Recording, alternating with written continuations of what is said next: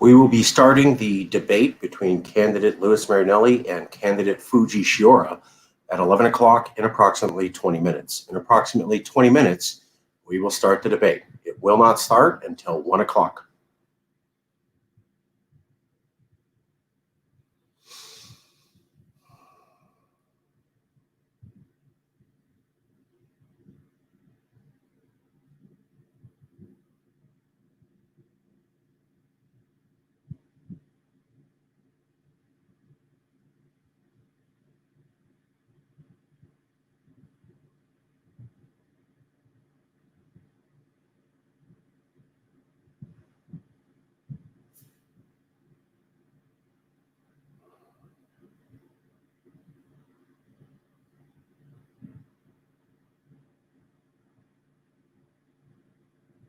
That's really impressive. There's going to be some really great videos coming. I can tell. I can tell.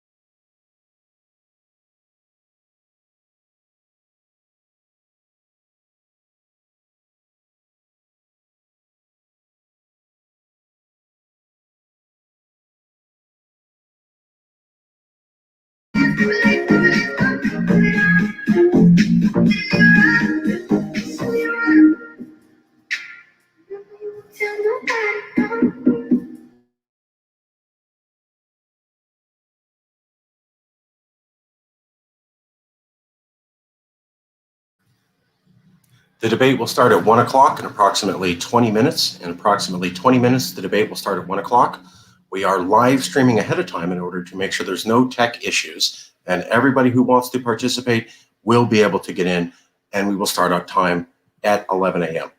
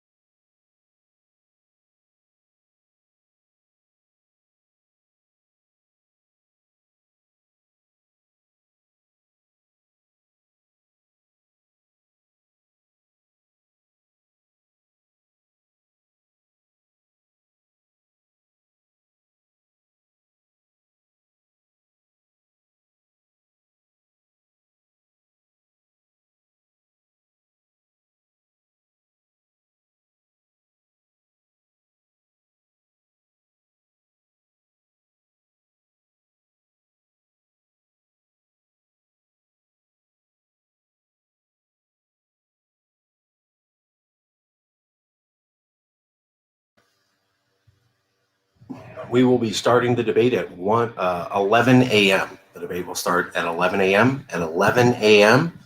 in just a few minutes, we'll be starting the debate at 11 a.m.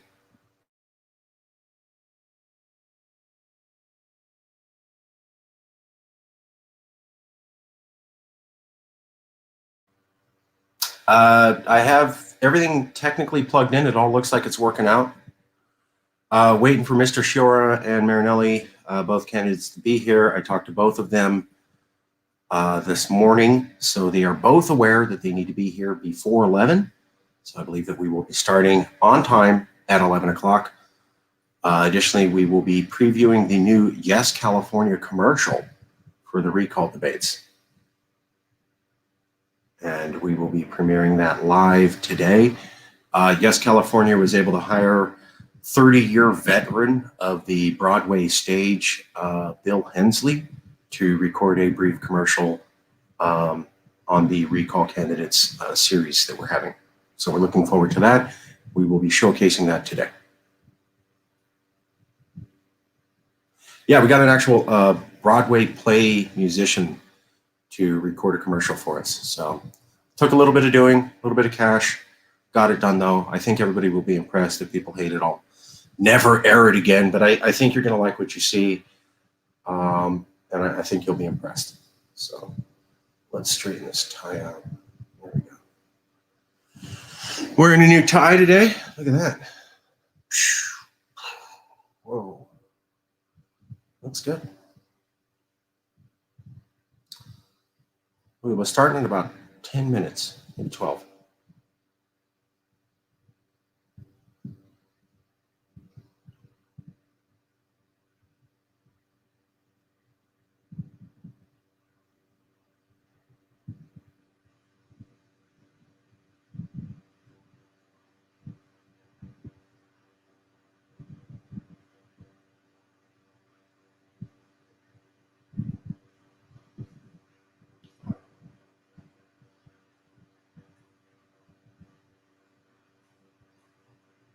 Oh, you like the tie? Thank you. Yes. This comes from the Ishmawi collection. I picked up a couple different ties and jackets from Christine Ishmawi, a California-based designer. So very pleased to do that.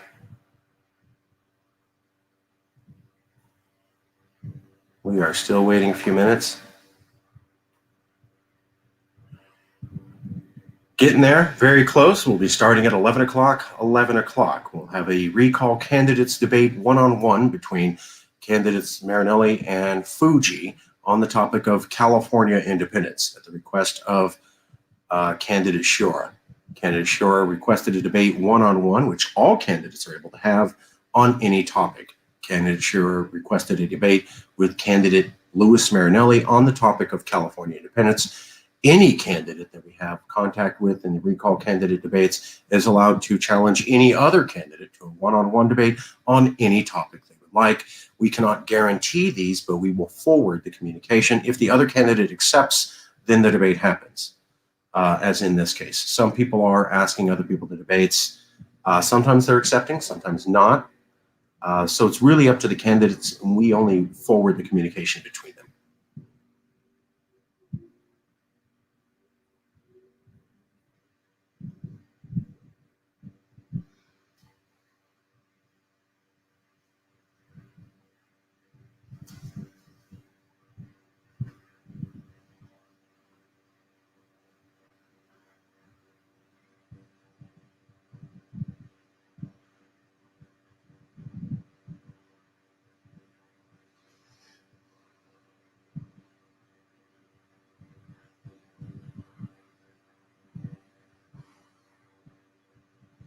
All right.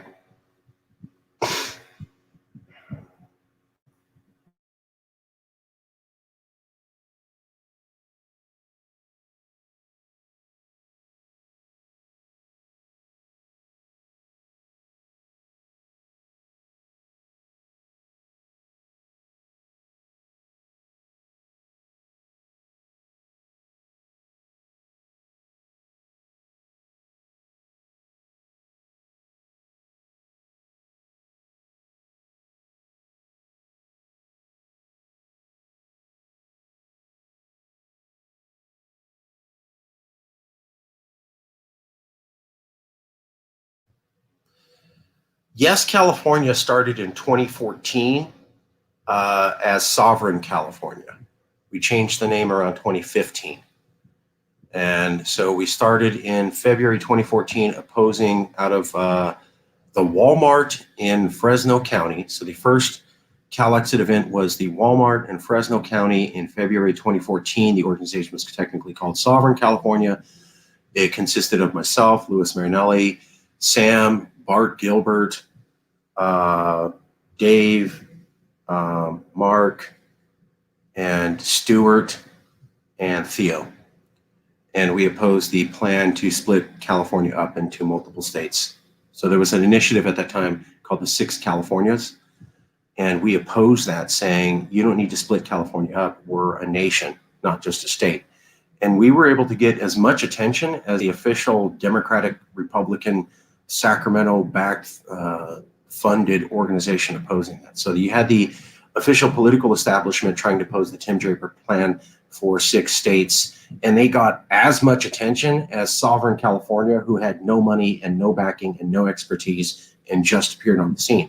And we were able to get as much attention as a $300,500,000 campaign with well-respected political experts. And the only thing we did was say California is like a nation. And we knew then that when we were saying that, and we were getting as much press attention as the politically backed official organization against the Tim Draper plan, which had been funded and well-resourced, we knew that there was something going on. There was no way that we should even approach the event horizon of that other group and their efficacy of getting a message out. And we were as good. And that's on Ballotopedia. If you look at the 2014 groups that opposed the Tim Draper 6 states, we were got just as much of attention, rank amateurs. And the thing that we were saying that was getting attention was California's, it's a country. So we knew then that that was a message that people responded to. And we had hard metrics to prove how successful it was. That inspired all of us, and we just kept going. Changed the name to Yes California around 2015 because the Scottish independence movement had the Yes Scotland campaign, and they finished up with that campaign. And so all of their intellectual property was on the public domain, and we borrowed it, which is legal. They had used it for a campaign. They said, we're done, and they basically didn't care.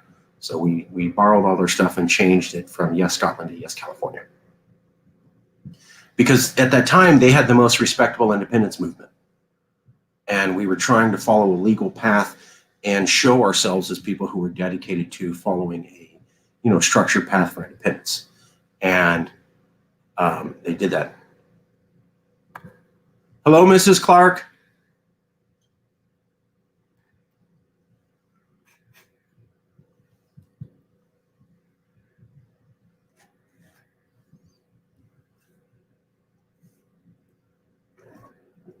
It's blue, like Yes California. You can get your own Yes California brand water bottle. I'm joking. We won't have those yet. The Flower of Scotland. When will we see its like again? I think soon.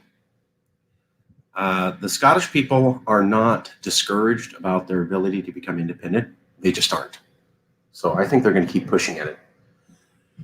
Okay, both candidates should be here about now in the next few minutes. I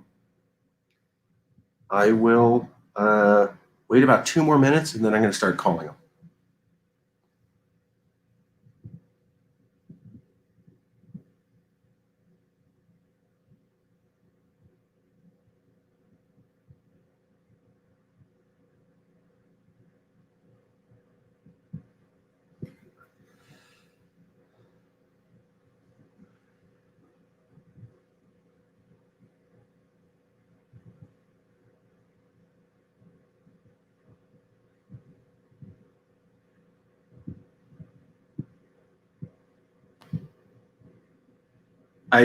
You.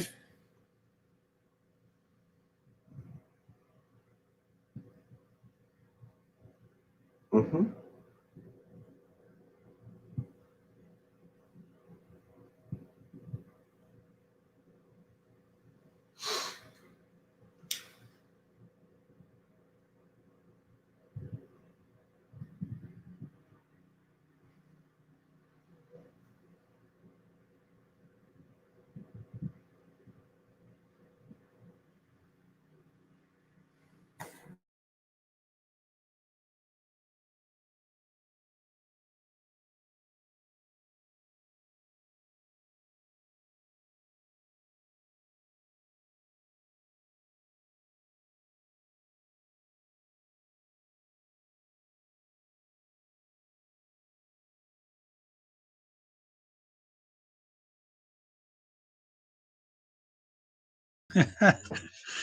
Okay, let's see.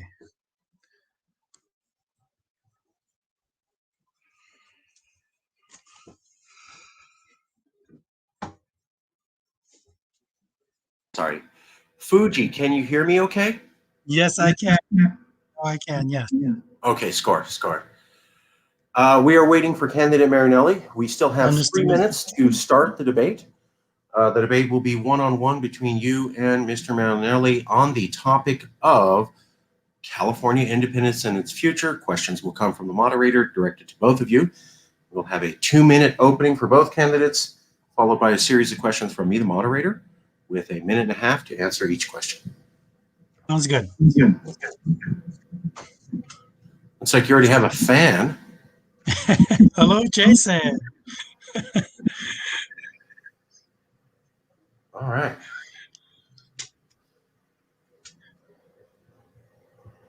Okay. We will be hopefully starting on time at 11 o'clock.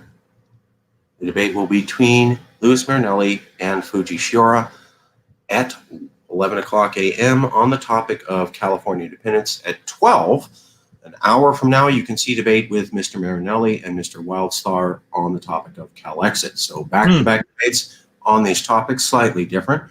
And of course, the material and the content will be wildly different as each candidate brings their unique perspective on the topic of California independence. We will start in approximately 2 minutes. We are waiting for candidate Marinelli to join us shortly, and then we will start the debate. Mm-hmm. Well, I do have to say that to be here. You know, I've been meeting a lot of voters, Democrat, Republican, Libertarians, Green Party, that have shared their interest, about California independence. Um, it's not a new thing. I remember hearing it way back when people just talk about it, but probably because of now, it's getting more serious. Whole host of reasons: the economy, the weather, the climate, immigration. But definitely, what is interesting is that I'm meeting so many people that have so diverse political backgrounds. They are interested. They're asking me, where do I stand on it? And I have to say that if they take a vote, you know, do we as elected officials, should we obey and listen to them? Can an elected official have two masters? That's a question I often ask myself. Do I serve the government or do I serve the will of the people? Good question. You got a compliment there, Jason Rice. Thank you, Jason. Mhm. You help prove that politics doesn't need to be dirty or aggressive. Nice. Nice. Yeah, it's so true, because at the end of the day, there are people who want to do harm to America, do harm California, foreign adversaries in one fashion or another. And for us to be so politically divided, it doesn't hurt them, it hurts us. So it's true. I think it's so important that other people get involved. And I hope the other candidates running for California governor join us. Hello, Lewis. Hello. Welcome. Let me just do a sound check real quick. Candidate Marinelli, can you hear candidate Shiora? Yes, can you hear me? Candidate Yes. Shiora, can you hear candidate Marinelli? Yes. Can both of you hear me? Yes. I'll use my microphone. Okay. Score. Thank you both for being here. We're going to get started. I'm going to do a commercial and then a special recall candidate commercial for these debates. We hired a Broadway actor to do that recently. Very pleased to complete those negotiations. We'll be showcasing that recently. And then we will go to the debate. The debate format will be a 2-minute opening per candidate. I will moderate the time, followed by questions that both candidates will be able to answer for a minute and a half per question. We hope to have back and forth dialogue. So again, we're going to go to the commercial. I will then explain the format of the debates, but roughly it will be a 2-minute opening statement per candidate, followed by a series of questions that get at the main topic today, and with 1.5 minutes per response per question. Okay, let's get right to it.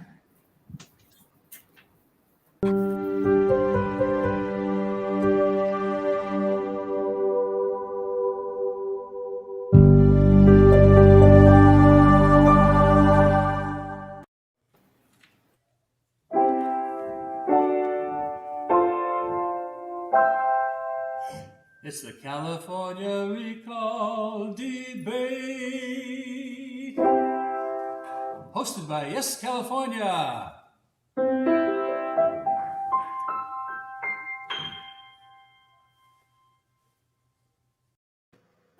Hope you enjoyed that. What that was, Broadway actor Bill Hensley, 30 years teaching and doing Broadway plays. We had a short introduction just for the debate to class it up a little bit. Thank you, Bill. Hey, Mark, just because I like to shake things up a little bit, I changed my microphone. So if you lose my sound, just let me know. I can hear you. Candidate Shura, can you hear Candidate Marinelli? Yes. Okay. All right.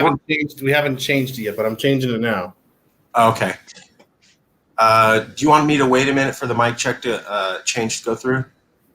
It's happening in about 10 seconds. So if Okay. I just keep talking right now, and if you stop hearing me talk, then tell me no. Okay. All right. Can you hear me talking? Yes. We'll just wait a few seconds, everybody. We're going to work on changed at all? Has I it sound- Can you hear me? Yes. There's a slight delay, but we can hear you. Okay, well, let's go with that then. Okay. I'm ready to go. All right, we're going to allow for a slight 1 second delay for candidate Marinelli. Please bear with us. Let's get right to it. The candidates today are Louis Marinelli, a registered candidate for the gubernatorial recall election, versus Fuji Shura, another declared candidate for the recall election. Fuji Shura asked to debate candidate Marinelli on the topic of California being a nation and what that could mean. Candidate Marinelli accepted. Yes, California, put them together and set up the time. We're going to go now to a 2-minute opening statement per candidate. We'll go to Mr. Shura first. Mr. Shura, in 2 minutes, we'd like an opening statement from you as to why you're running for office, or perhaps your opinion on the topic of California independence and its potentiality in the near future. Candidate Shura. Thank you, Marcus, Louis. I'm very happy to be here. And as an elected official, I think it's my responsibility to be here. I've met so many voters that have asked me my opinion, where do I stand on California independence? Because they inquired, they questioned, they looked into, would California be a better place to live, work, study as a sovereign nation? And that is a complicated question indeed. However, as an elected official, I often ask myself, do I have to serve two masters, the government, the people, or is only one? I'm running for California governor to serve the public, the people, the voters, the Californians. I was born in California, San Diego, and I'm proud to represent Californians in so many diverse groups. Now more than ever, vigorous dialogue has to be part of the discussion. And as far as I know, this is the only platform talking about that serious question about California independence and a whole host of other questions. That's why I'm very grateful for the organization, Yes California, that said yes to freedom of speech and yes to a lively debate. That is so important. Having a debate is a part of the election process. It's a part of keeping voters informed. And this is why I'm here. This is why I'm running for California governor. And soon you're going to hear some debates on California independence. Visit my website at www.governor.life. Thank you. Thank you. Candidate Marinelli, your opening statement. Candidate Marinelli.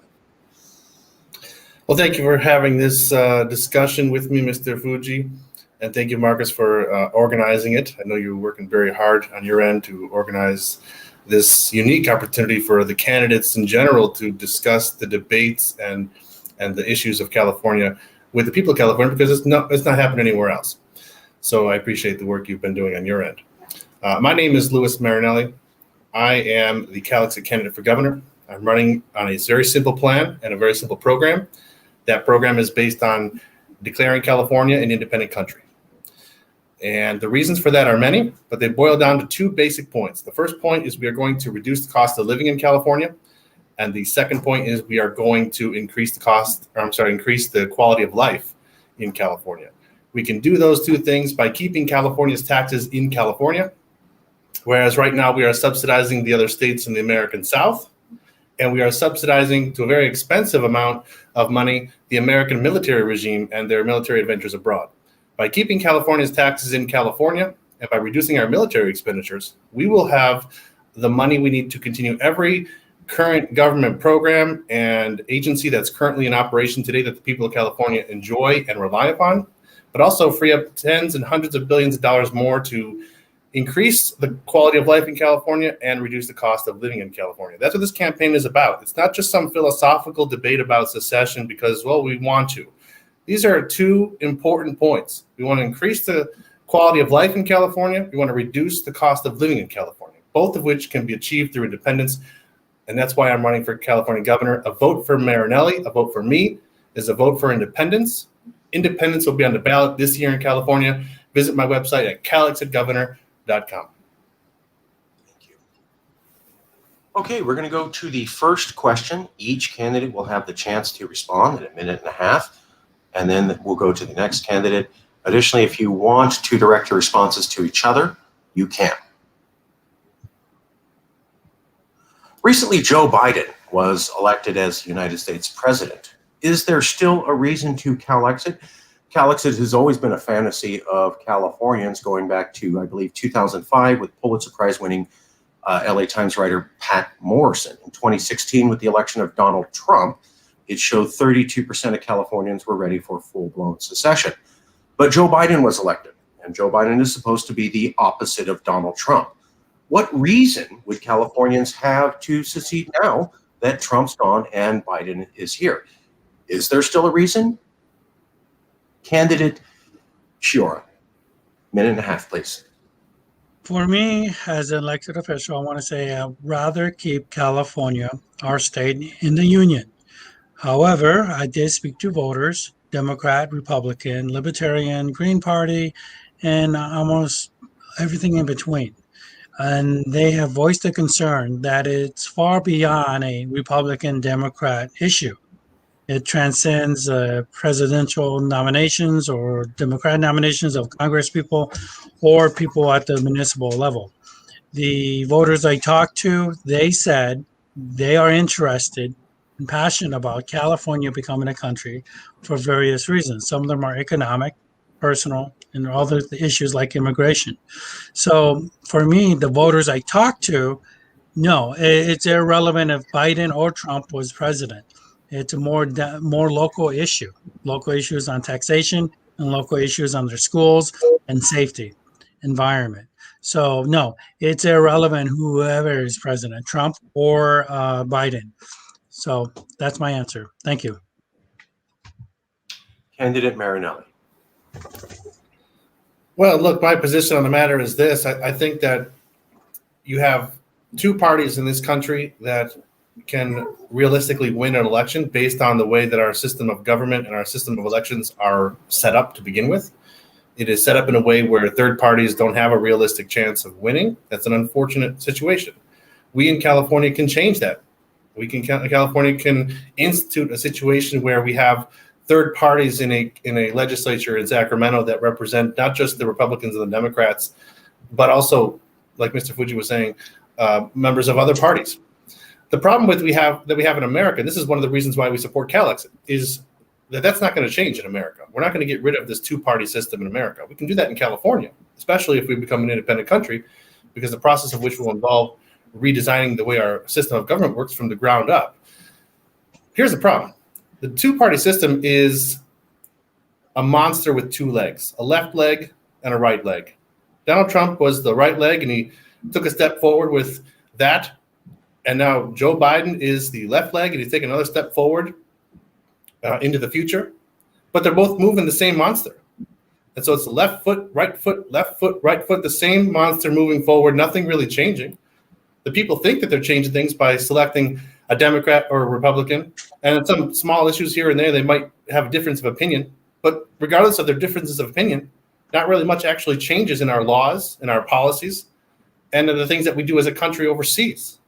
I mean, I would challenge basically anybody to tell me the difference between Joe Biden and Donald Trump on policy, not on personality. Of course, there's a slew of differences when it comes to Donald Trump and Joe Biden when it comes to personality, when it comes to their charisma and the things that they say in public. But when they actually sit down in the White House and things get done or don't get done, I haven't really seen that much of a difference. So no, I don't think that there's a difference now that Joe Biden has been elected, that all of a sudden we need to say that, no, we don't need to leave the union.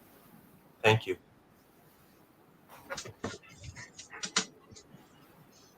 Joe Matthews is a major policy reporter. He's been called Mr. California for covering California topics over the last 20 years. If you talk about California and reporting on a government, you've certainly heard of Joe Matthews. Well, recently, Joe Matthews said something quite exhilarating. He said that the Supreme Court of America is biased against California and hates our values. He said that in major mainstream publications over the last 2 months. He said the hate and bias of the conservative Supreme Court is so bad that the Supreme Court justices should be ready to have their rulings ignored. Do you support major policy reporters like Joe Matthews saying the Supreme Court is so bad and so conservative and so anti-California that we should effectively ignore their rulings? Essentially a topic akin to secession. Candidate Fuji Shirai.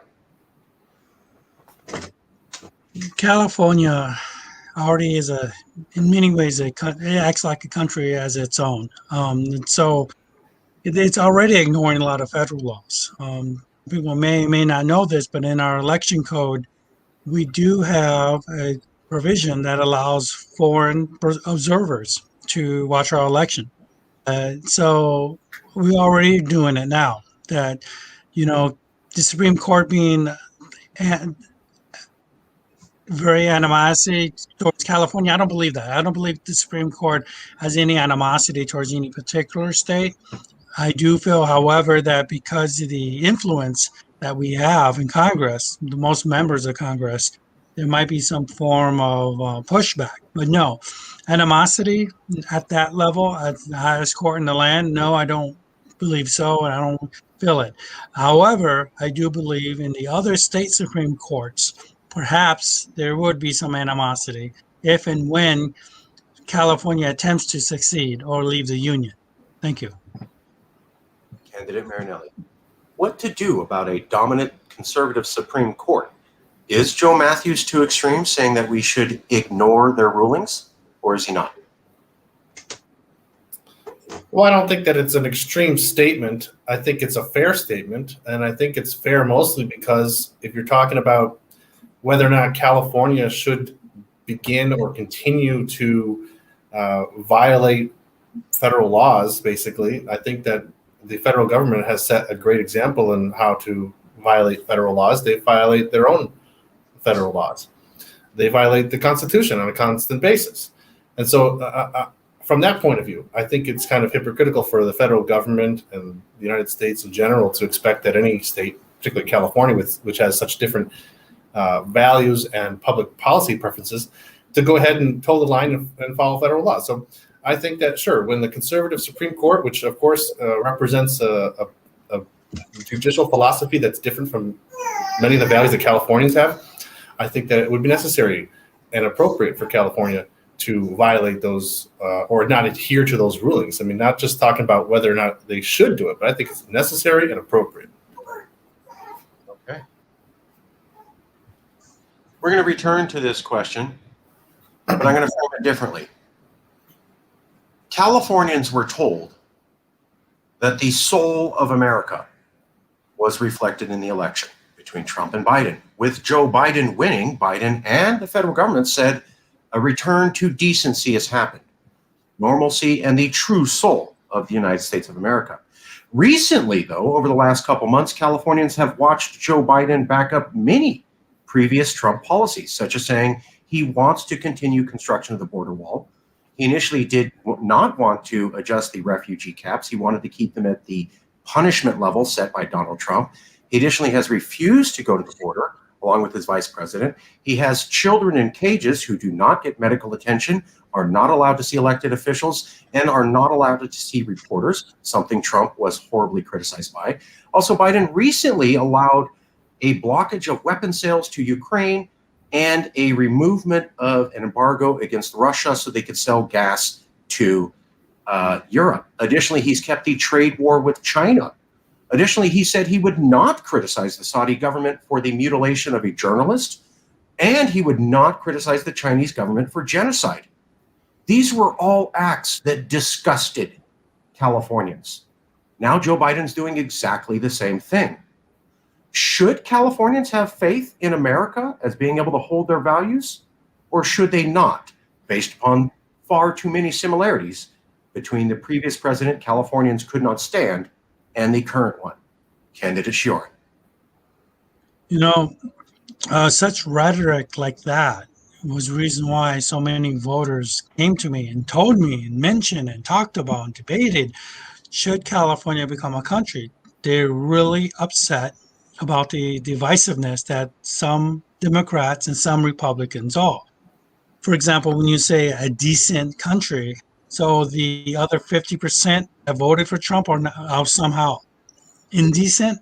So the Republicans and Democrats that talk to me about California independence, one thing they do agree on is they are not in favor of such rhetoric. They're not in favor of such divisiveness. And this is particularly why so many voters have voiced their concern about Calexit or California country. So unfortunately, on many foreign policy issues, I don't see much difference with Biden or Trump. So that's where I stand. Thank you. The question is to candidate Marinelli. Given the similarities between the Biden and Trump presidency on many issues that were anathema to the soul of California, should Californians have faith in the federal government, or should they see it as a culture that's permanently divided from what matters most to them? Candidate Marinelli. Well, I would just continue my answer to the similar question from before. We were talking about the same monster and the left and the right leg and the Democrats and the Republicans moving forward in the future with step by step into the future, but they're all moving the same monster forward. Well, that monster is wearing the same pair of pants, the same shoes, hopefully are matching. And so what that means is that even though you have the left leg or the right leg moving forward, they're moving forward the same pair of pants, moving forward the same pair of shoes. That's how the world sees us. That's what we're wearing is how we present ourselves to the world, how we represent who we are as an individual. Our clothes, in a lot of respect, represent who we are as an individual. So the clothes of this monster that I keep talking about, that is the United States of America, also is representative of what that is, what that country is. And you're talking about whether or not it's a decent country or not. I guess it's a debate for a different question, but I guess I would just reiterate the point that no matter who is president, left president or a right-wing president, it's not going to really change much. I mean, unless you have somebody like Bernie Sanders. I mean, Bernie Sanders is a left-wing candidate, but Bernie Sanders represents a political revolution.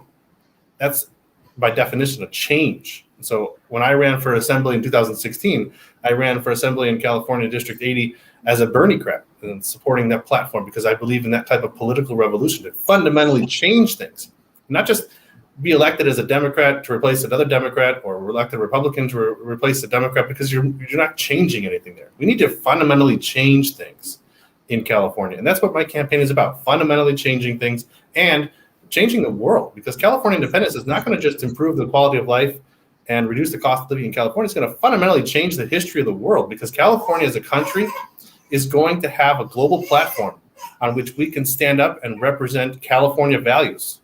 As the fifth largest economy in the world, we'll be in a position of strength to represent California values. Thank you.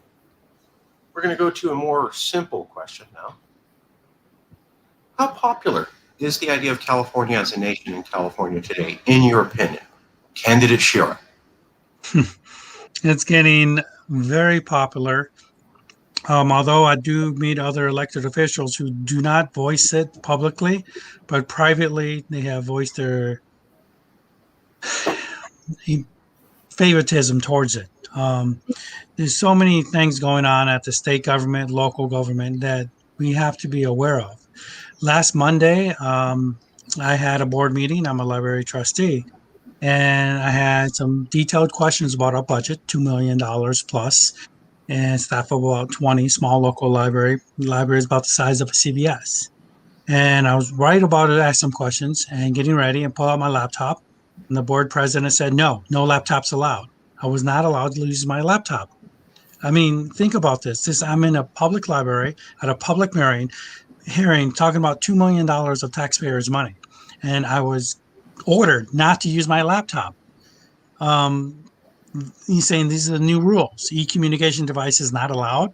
There were 2 laptops already open, one for the secretary, one for the projector. So clearly, there's some very dangerous behavior going on about censorship. And it's not benign. When government works in the dark, it compels voters and elected officials to consider Calexit or California independence.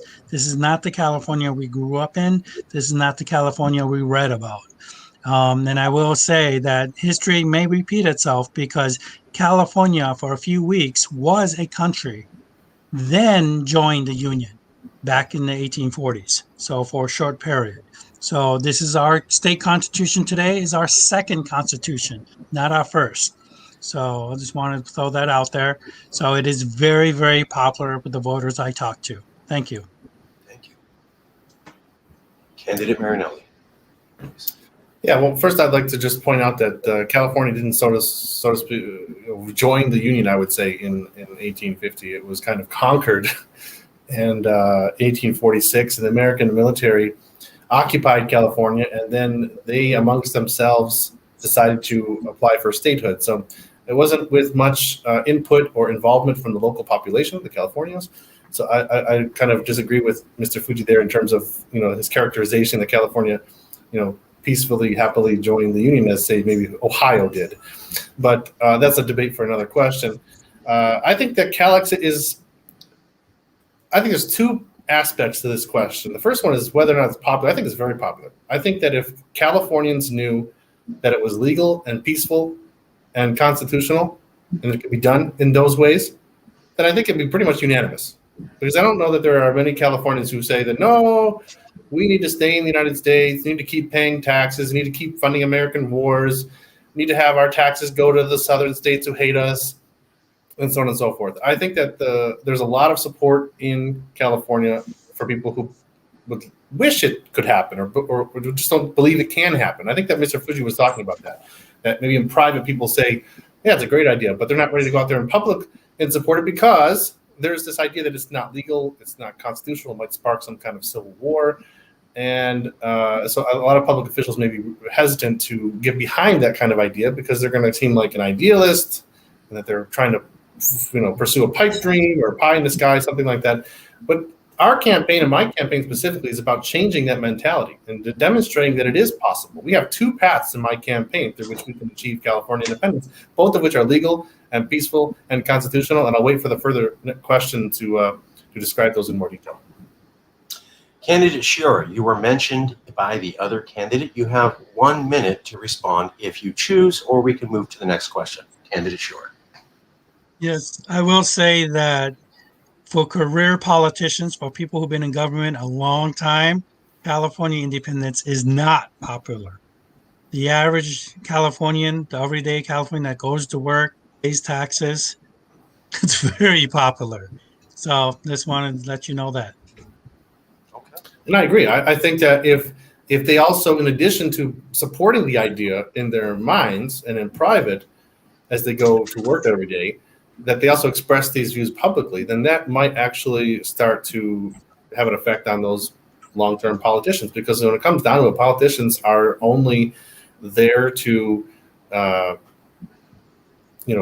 they want to be reelected. So they're going to do what the public says is popular, generally speaking. And so if there was a popular outcry for Calexit, as there was, by the way, in 2016 and 2017, before Rachel Maddow came on her opinion program and started spreading a bunch of lies about our campaign, then we would see politicians in California support Calexit. That's why they asked Gavin Newsom, for example, do you support Calexit? He doesn't.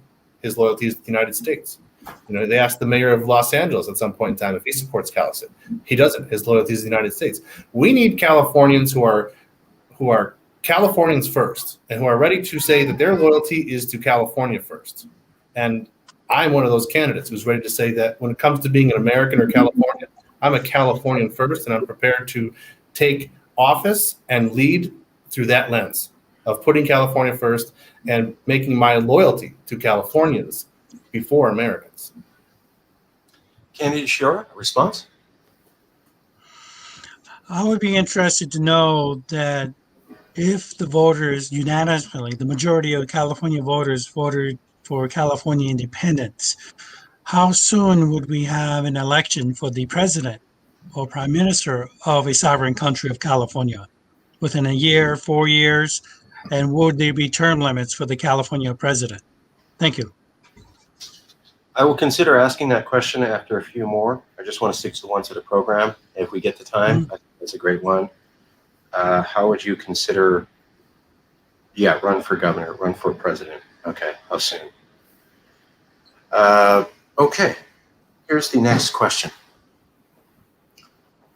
If Calexit passed by 51 to 52%, what would you do as a sitting governor of the world's fifth largest economy of 40 million people in the first 100 days? Be as detailed as you would prefer. First up will be candidate Shiora. Yes, the first 100 days. That would do a lot. First and foremost, obviously, I would verbally and by writing too have a declaration of independence that Marinelli mentioned in another debate. Number two, have it issued and hand delivered to all the consulates in San Francisco and in Los Angeles and in other places where we have consulates. And to make sure to let them know that they would be seen now and be accepted as embassies, as full embassy missions, no longer consulates. Number three, I would request that they would return that courtesy and favor to have our ambassadors and embassies reopen in their countries as California embassies. Fourth, we have to make sure that you have a plan. My plan also would be to migrate local police to county police, and the county police to state police. This would help also streamline our law enforcement for the state. Also, I would grant complete citizenship upon any individual in the military, United States military, that would like to remain in the nation of California. Number five, the undocumented families and daughters and sons. This is your home. This is our home. You have a choice. You want to stay in the country of California, you may do so, as long as you take a pledge of allegiance to the nation of California. Also, number six, what's really important, we have to secure our trade. Long Beach has to be known as an international port under the authority of the sovereign country of California. Trade is important. And also open up more diplomatic missions directly with Mexico. That we would have one in Baja California, one here. So that's very important. Number six, we need a cryptocurrency that I would call Panda Bear. Number seven, what's really important, we need a constitution that's in English, Spanish. And also a string up, make better relations with Washington, D.C. We're neighbors, we're family. We're not your adversary. We're not here to fight you. We're here to live free and independent if the voters decide for California independence. And I would open up a California embassy as soon as possible in Washington, D.C., and I'll invite Washington, D.C. to do the same. Thank you. The question is to candidate Marinelli. Well, if I wasn't mistaken and I was watching Mr. Fuji for the first time, I might think that he was a Calexit candidate for governor. Because he certainly has a well thought out plan of things he would do for something that he doesn't necessarily advocate as a primary aspect of his campaign. So I agree with most of what he says. I don't think I can take issue with, any of it. So I guess I would do basically the same things. But I have a problem with the question because if Calexit passed by 51%, I wouldn't necessarily consider that a victory. Because it's barely a majority, and I don't think that it would be fair to make such an important decision and to act upon a vote which just passed by 51%, because you're basically telling the other 49% that they lose. And that's a pretty close vote there. And so I would say that we would have to hold another referendum at some date in the future, hopefully the near future. Just like in Scotland, for example, they failed to win independence in 2014. They're talking about another independence referendum maybe for next year. I think that we would need to have Calexit passed at 55% or more. And that's a standard international number that represents kind of a super majority, so to speak, where nobody could doubt that it was maybe 50-50. Some elements of voter fraud, some elements of duplicate voting and so on and so forth, maybe pushed the vote one way or the other. 55% would be a threshold where you could say, well, this was clearly what the people of California decided. Even if there was some fraud, even if there was some element of bad weather that day, which kept some people from voting, or some other issues, 55% is a strong threshold. And that's been internationally accepted. For example, when Montenegro had an independence referendum back in 2006. And I believe actually more recently in Colorado, they amended their constitutional amendment process in that state to require that constitutional amendments in Colorado are passed by a 55% majority instead of just 50%.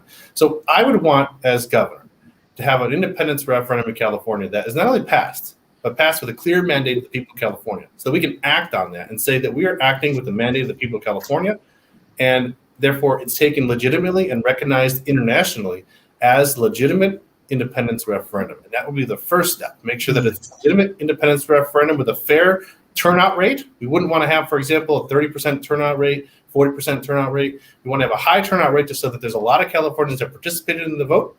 And then after we have a high turnout rate, we want to have a victory with 55% or more.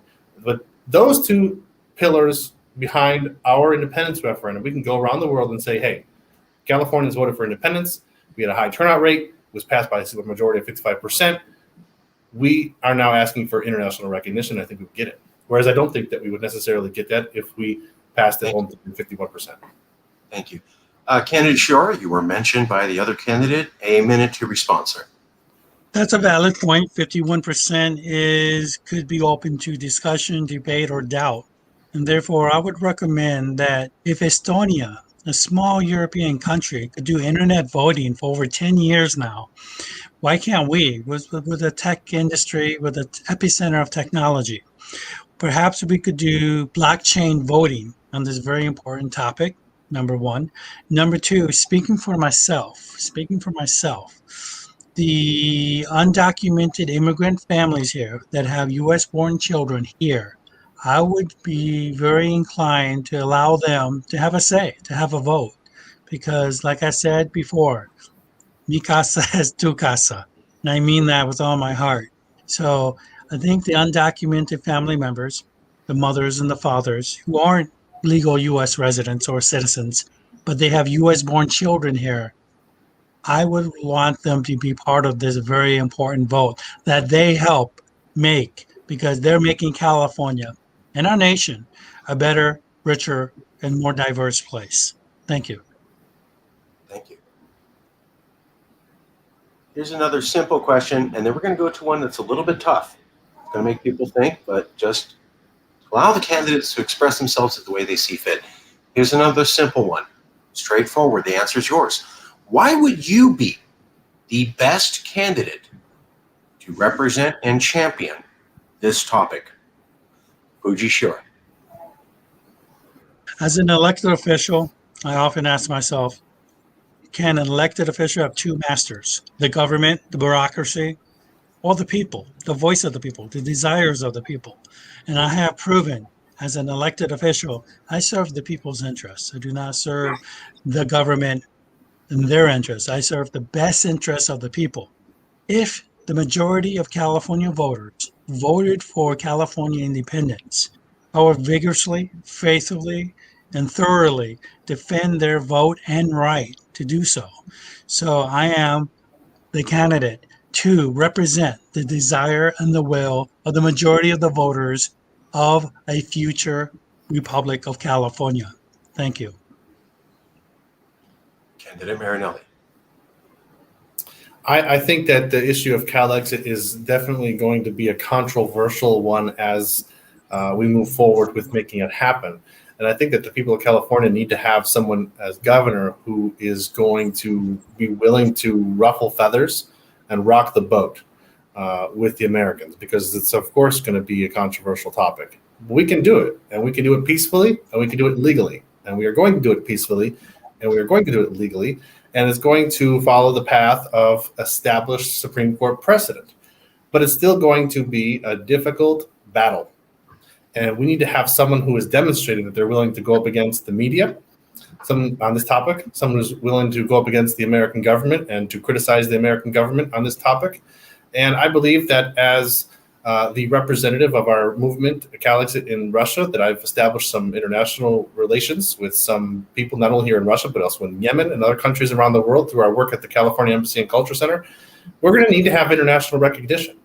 And I think that I've done a lot of work in building some relations, as we say in California, building bridges instead of walls with peoples from around the world, different countries. And it's going to be important when California becomes an independent country. Well, should I say before California becomes an independent country, to make sure we have countries out there that are willing to recognize that independence, because we are going to apply to become a member of the United Nations. That membership will go through the Security Council of the United Nations. And there are 5 countries there that could veto our admission into the UN, one of which is Russia, for example. So, people ask, for example, why do you have an embassy in Russia? Well, Russia's a UN security member, and we need to have their vote to accept California independence and recognition of that. We need to have the support of China. We need to have support of France and the UK and the United States. And that's why we need to have someone who's willing to stand up and demand that and be able to achieve that by, like I said, rocking the boat and ruffling some feathers, because we are going to have to fight for what we deserve, and that is independence. Fight in terms of it being a political battle, not, of course, some kind of physical fight on the battlefield. Okay.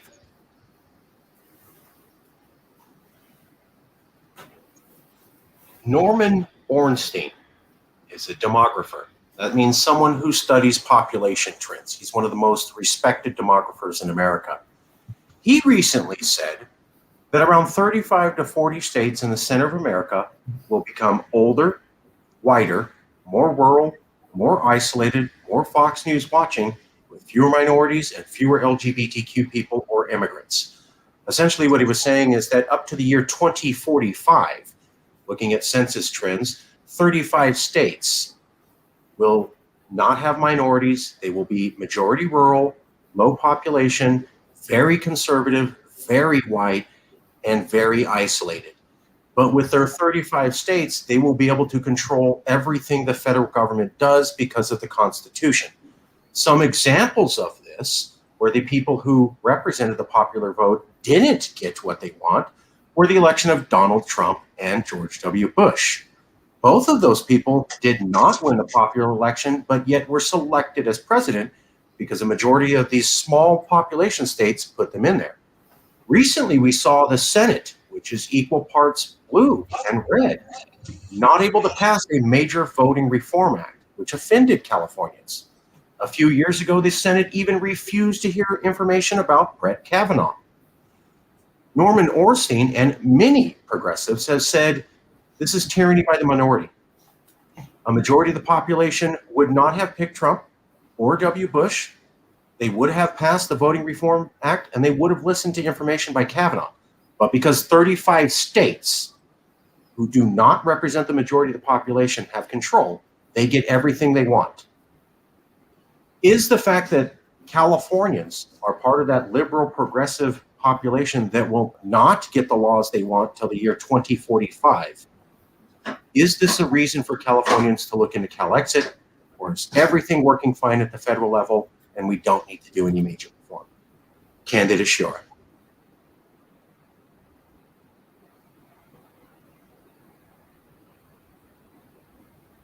Fuji? I think he's speechless. Okay, we have a tech difference. We're going to go to Candidate Marinelli. We will come back to Candidate Shore. Candidate Marinelli. Okay. Well, I think. Well, I mean, it's, if the other candidate can't hear my response, how is he going to respond to what I say? Maybe we should wait a minute. No. Okay, we'll wait. We have a hard stop at 11. We will also be recognizing another candidate coming in a few minutes early. Hard stop at 11. No, just give him a few seconds. I mean, he's either going to come in a few seconds or he's not going to come in at all. I don't think it's going to be an issue that's going to take too long.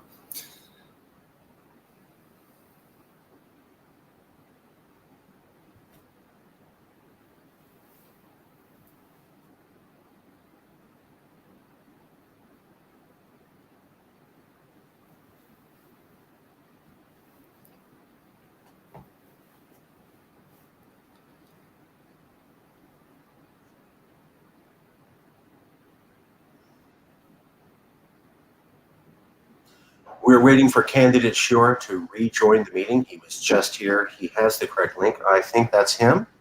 Oh, How's it going?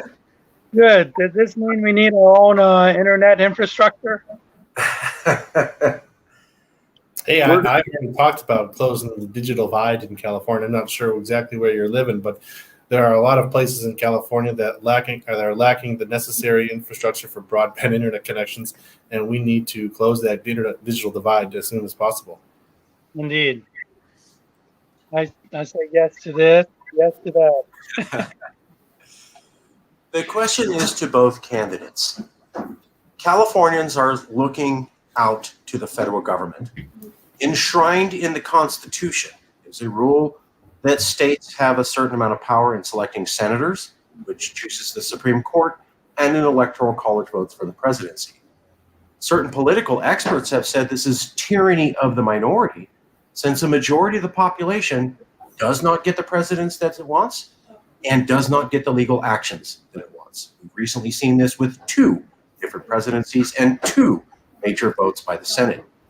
Is that fair for California to be part of a country where its laws are struck down and it doesn't actually get to influence the vote, even though it has a majority of the population?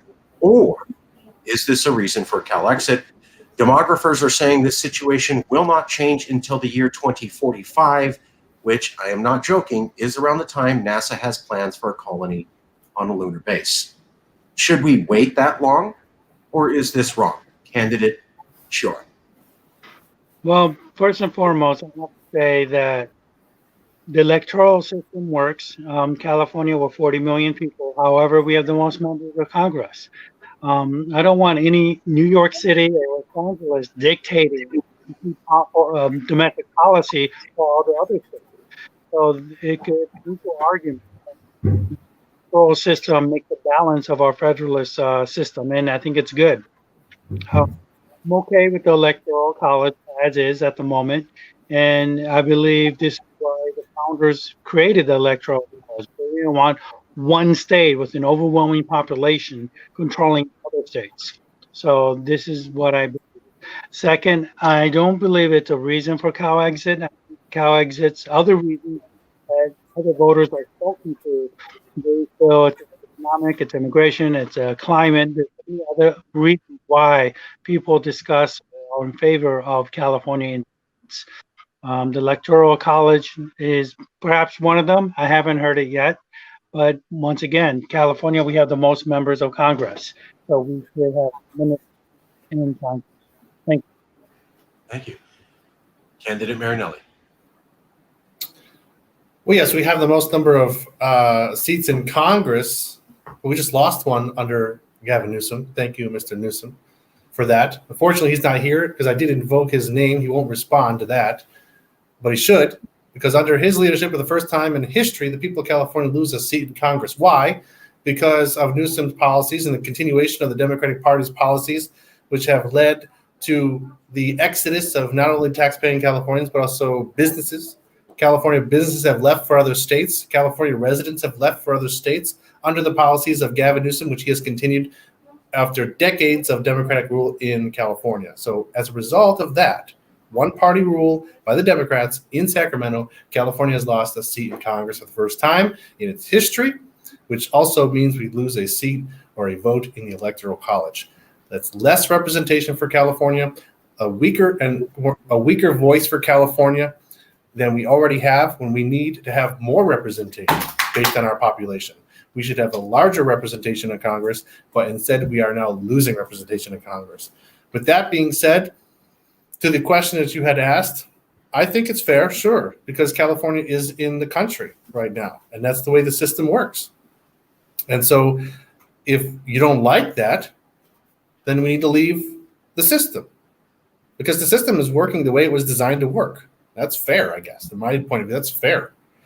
If you don't like the way the system works, my campaign is offering an alternative. Let's get out of the system and create our own system. And then the Americans in the 49 other states can continue to live under the system that works for them to some extent. But it doesn't work for California. And that's what this campaign is about. The campaign for California is about getting out of that system that's broken specifically for California due to things like Mr. Fuji said, our large population. That's why it doesn't work for California, because we have 40 million people. Wyoming has 600,000 people. They have 2 senators in Wyoming for 650,000 people. We have 2 senators in California for 40 million people. There's a huge gap there, and that's why the system doesn't work for California. We're winding down to the last few minutes. Candidate Shiora asked a question. I will now give it to both candidates, and then I will allow candidate Marinelli to propose a question if he chooses. The question from candidate Shiora to both candidates is, how long after California voted for independence should there be an election for president? We'll go to candidate Shiora. I believe at least within 1 year. I believe that's really important, and that could really give voters a rightful say. So that 1 year would be sufficient to have somebody in office to do the important work of delegating and remanaging our system. Every county would become a state, for example. Also, it's important to send out our ambassadors and also our banking system. We have to have our own monetary sovereign supply. We have to have that cryptocurrency in place. So there's a lot of important issues that need to be done in the first year. So I would like to think that within the first year, there should be a presidential election for President of California. And I think that could really galvanize the people to get involved. It's something I believe, and that's my statement. Thank you. The question to candidate Marinelli. That's his story, and he's sticking to it. Just reminded me of a song the way he said that. So I was gonna just remember my country music. So anyway, I think that for the sake of continuity of government and for making things as smooth as possible, the transition from a state to a federal government of a nation or a country as smooth as possible, I think that the current governor, which hopefully will be me at the time, will serve out the term as governor. And then the next election would occur based on the schedule. But that election, of course, would be for the election of president instead of a governor. And perhaps, if California becomes an independent country, or should I say when California becomes an independent country during my term, there's things that can be done to amend the state constitution to change the title of governor to president. In fact, in 2016, as a candidate for state assembly, I proposed this constitutional amendment, actually, because we could actually do that now without California becoming an independent country. We could amend the state constitution to strike the word governor in all of its occurrences in the Constitution and simply replace it with the word president. And then like that, California has a president instead of a governor. And we didn't secede from the Union. We didn't become an independent country. We just have a president instead of a governor. And then imagine a world where California, one of 50 states in the Union, identical in basically every other way when it comes to its politics, has a president instead of a governor. That fundamentally changes the mindset. It fundamentally makes California different from the other states in the Union. That would be an important step, I think, in making California an independent country. We can do a lot of things as a state without seceding from the Union that will build up this profile of California is more of a country than a state. So I think that we can do that. And I think that, like I said in the beginning, to answer the question in short terms, we would want to have the next election based on its current election schedule and simply change the ballot to say president instead of governor. Very quickly, I'm going to allow a question from candidate Marinelli that both candidates can answer. The responses need to be about 1 minute long so that there's time for closing statements. Candidate Marinelli, do you have a question that you would like both candidates to answer? You do not have to.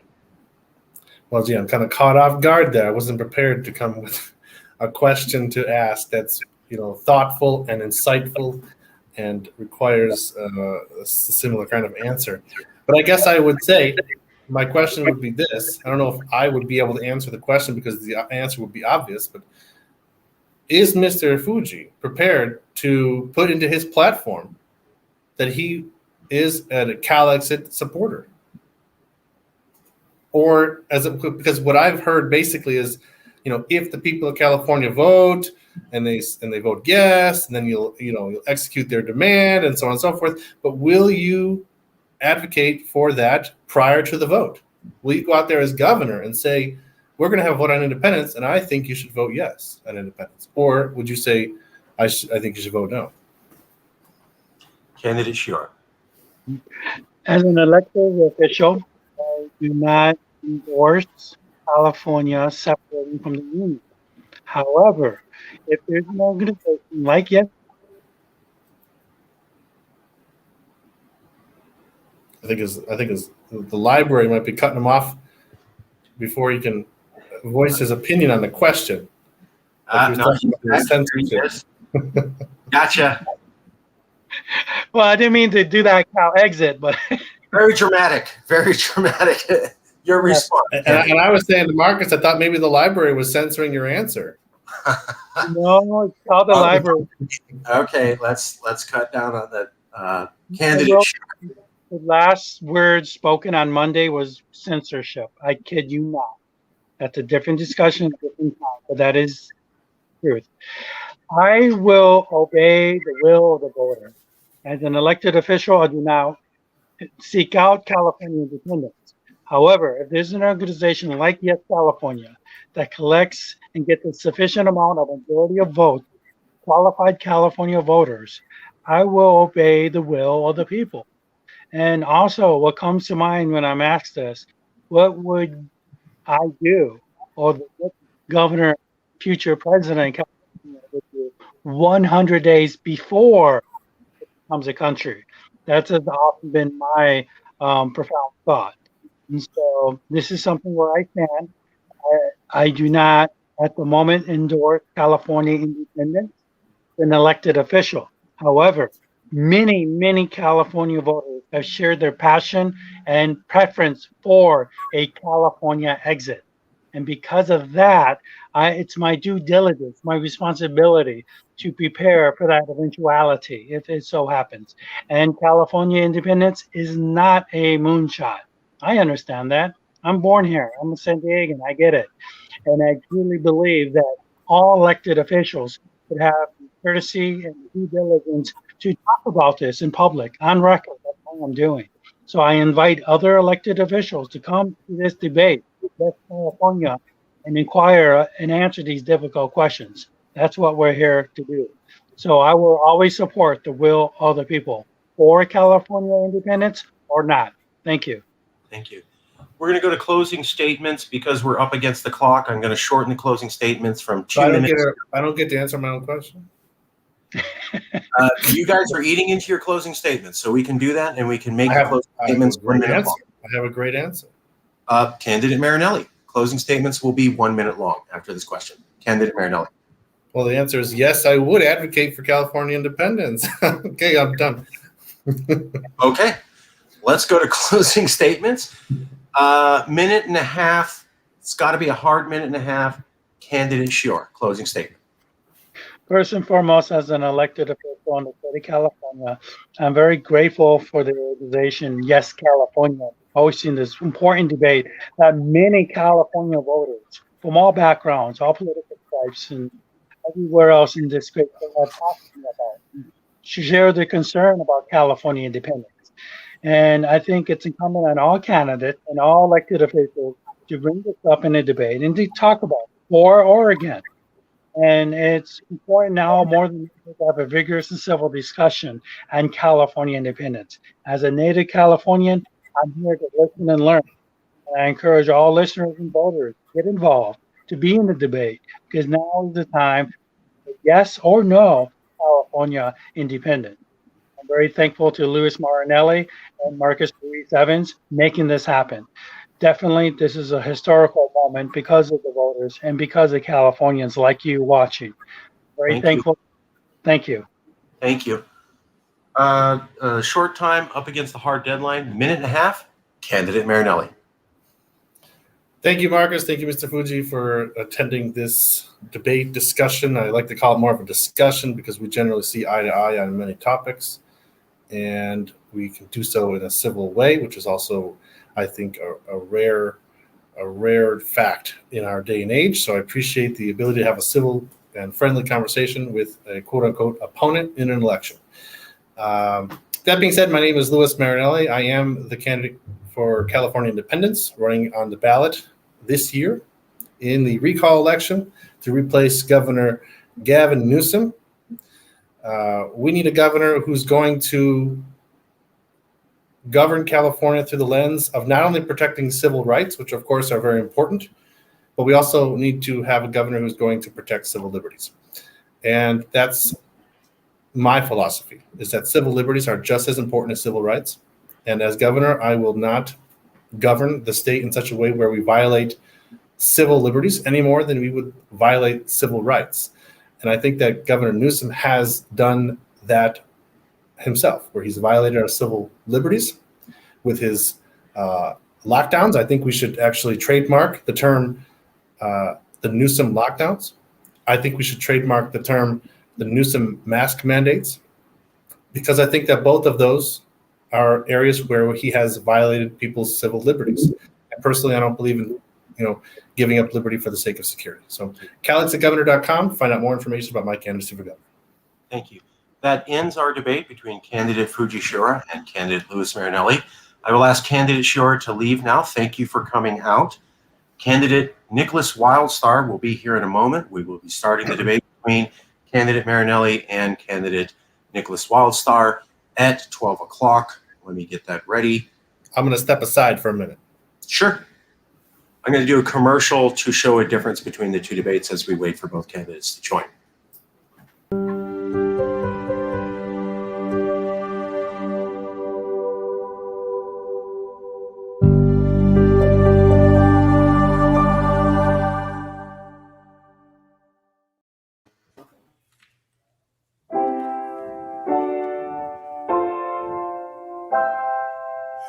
It's the California Recall Debate, hosted by Yes California.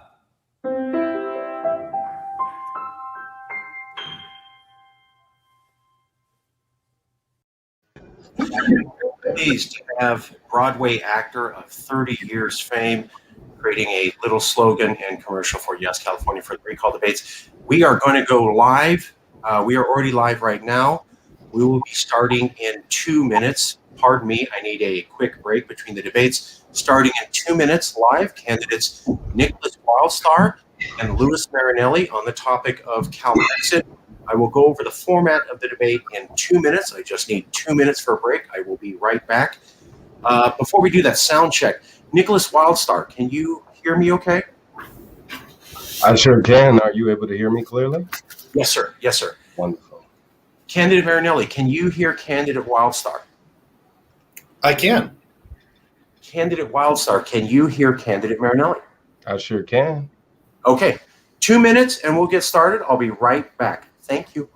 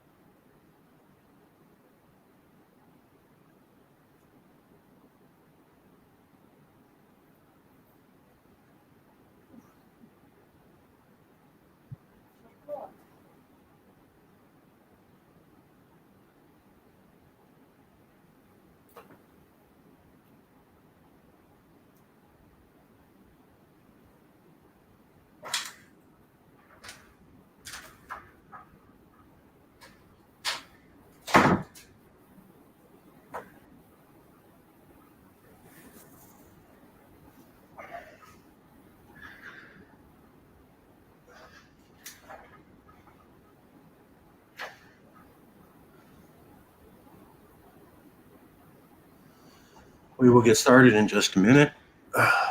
Both candidates are here. We've already done a sound check. We will start shortly.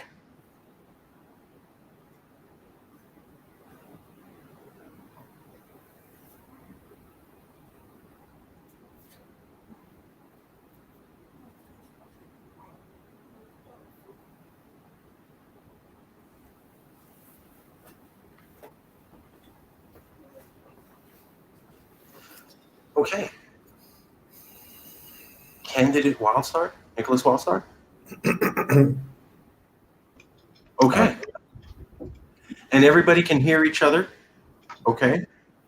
Yes. All right. Welcome to the second panel on one-on-one debates. Yes, California has hosted multiple, now up to 7 sessions of recall candidate debates. Every candidate, about half of the declared candidates in the 2021 recall election have been in contact with us for the debates. All candidates have been made the offer that they can challenge any other candidate who've been in the debates to one-on-one debates about any topic. Candidates Marinelli and Wildstar agreed to have a one-on-one debate on the topic of Calexit. They agreed to have a little bit different of a debate format. So the way that it's going to go is a 2-minute introduction per candidate, then 3 questions designed by the candidate that will be directed directly to the other candidate. As moderator, I will not be asking questions. That's going to be slightly different for you watching at home on this video. So 2-minute opening statement, that's standard. Then 3 questions per candidate to the other candidate. That candidate, when asked that question, has 2 minutes to respond. After a 2-minute response, there will be up to a 5-minute back and forth. So, candidate 1, let me get the screen here. Candidate 1 asks a question of the other candidate. This candidate has 2 minutes to respond, and then they go back and forth for about 5 minutes until we go to the next question from the opposing candidate back to them. You'll see it as it makes sense. My job mostly is going to be moderator and timekeeper. I will now refer to both candidates to do their opening statements. Let's go to candidate Nicholas Wildstar with a 2-minute opening statement. Candidate Wildstar. Is it okay to let candidate Marinelli go first, since I did challenge him to this debate? I think it's only fair that he gets to go first tonight, I guess. Candidate Marinelli, do you agree to that term? I don't think it matters. I'll go first. I'll go second. Candidate Marinelli, 2-minute opening statement. My name is Louis Marinelli. I'm the Calexit candidate for governor in this election, the recall election of Gavin Newsom. I'm running on a very simple plan, a very simple promise. That is to advocate for California independence and to use the office of the governorship to make California an independent country. There are ways that we can do that peacefully and legally. There's existing Supreme Court precedent setting the path forward for it to be done in adherence with the American Constitution. So we will not be sparking a civil war. We will be sparking a political revolution, which leads to California becoming an independent country. The reasons for this are many, but they boil down to 2 basic points. 1, we are going to reduce the cost of living in California. And 2, we are going to increase the quality of life in California for everybody. And throughout the course of this debate, I'm sure that I'll have the opportunity to explain how we're going to achieve those 2 goals in more detail. But if you're interested in my candidacy, if you're interested in California independence, Calexit, making it a reality, you can visit my website, calexitgovernor.com. My name is Louis Marinelli. I'm the co-founder of the California Independence Movement, the first president of the Yes California Independence Campaign, the founding chairman of the California National Party, and the current representative of the Calexit movement in Moscow, Russia, where we have an embassy and culture center where we represent California values abroad and represent the interests of Californians abroad. CalexitGovernor.com. Thank you. Candidate Wildstar.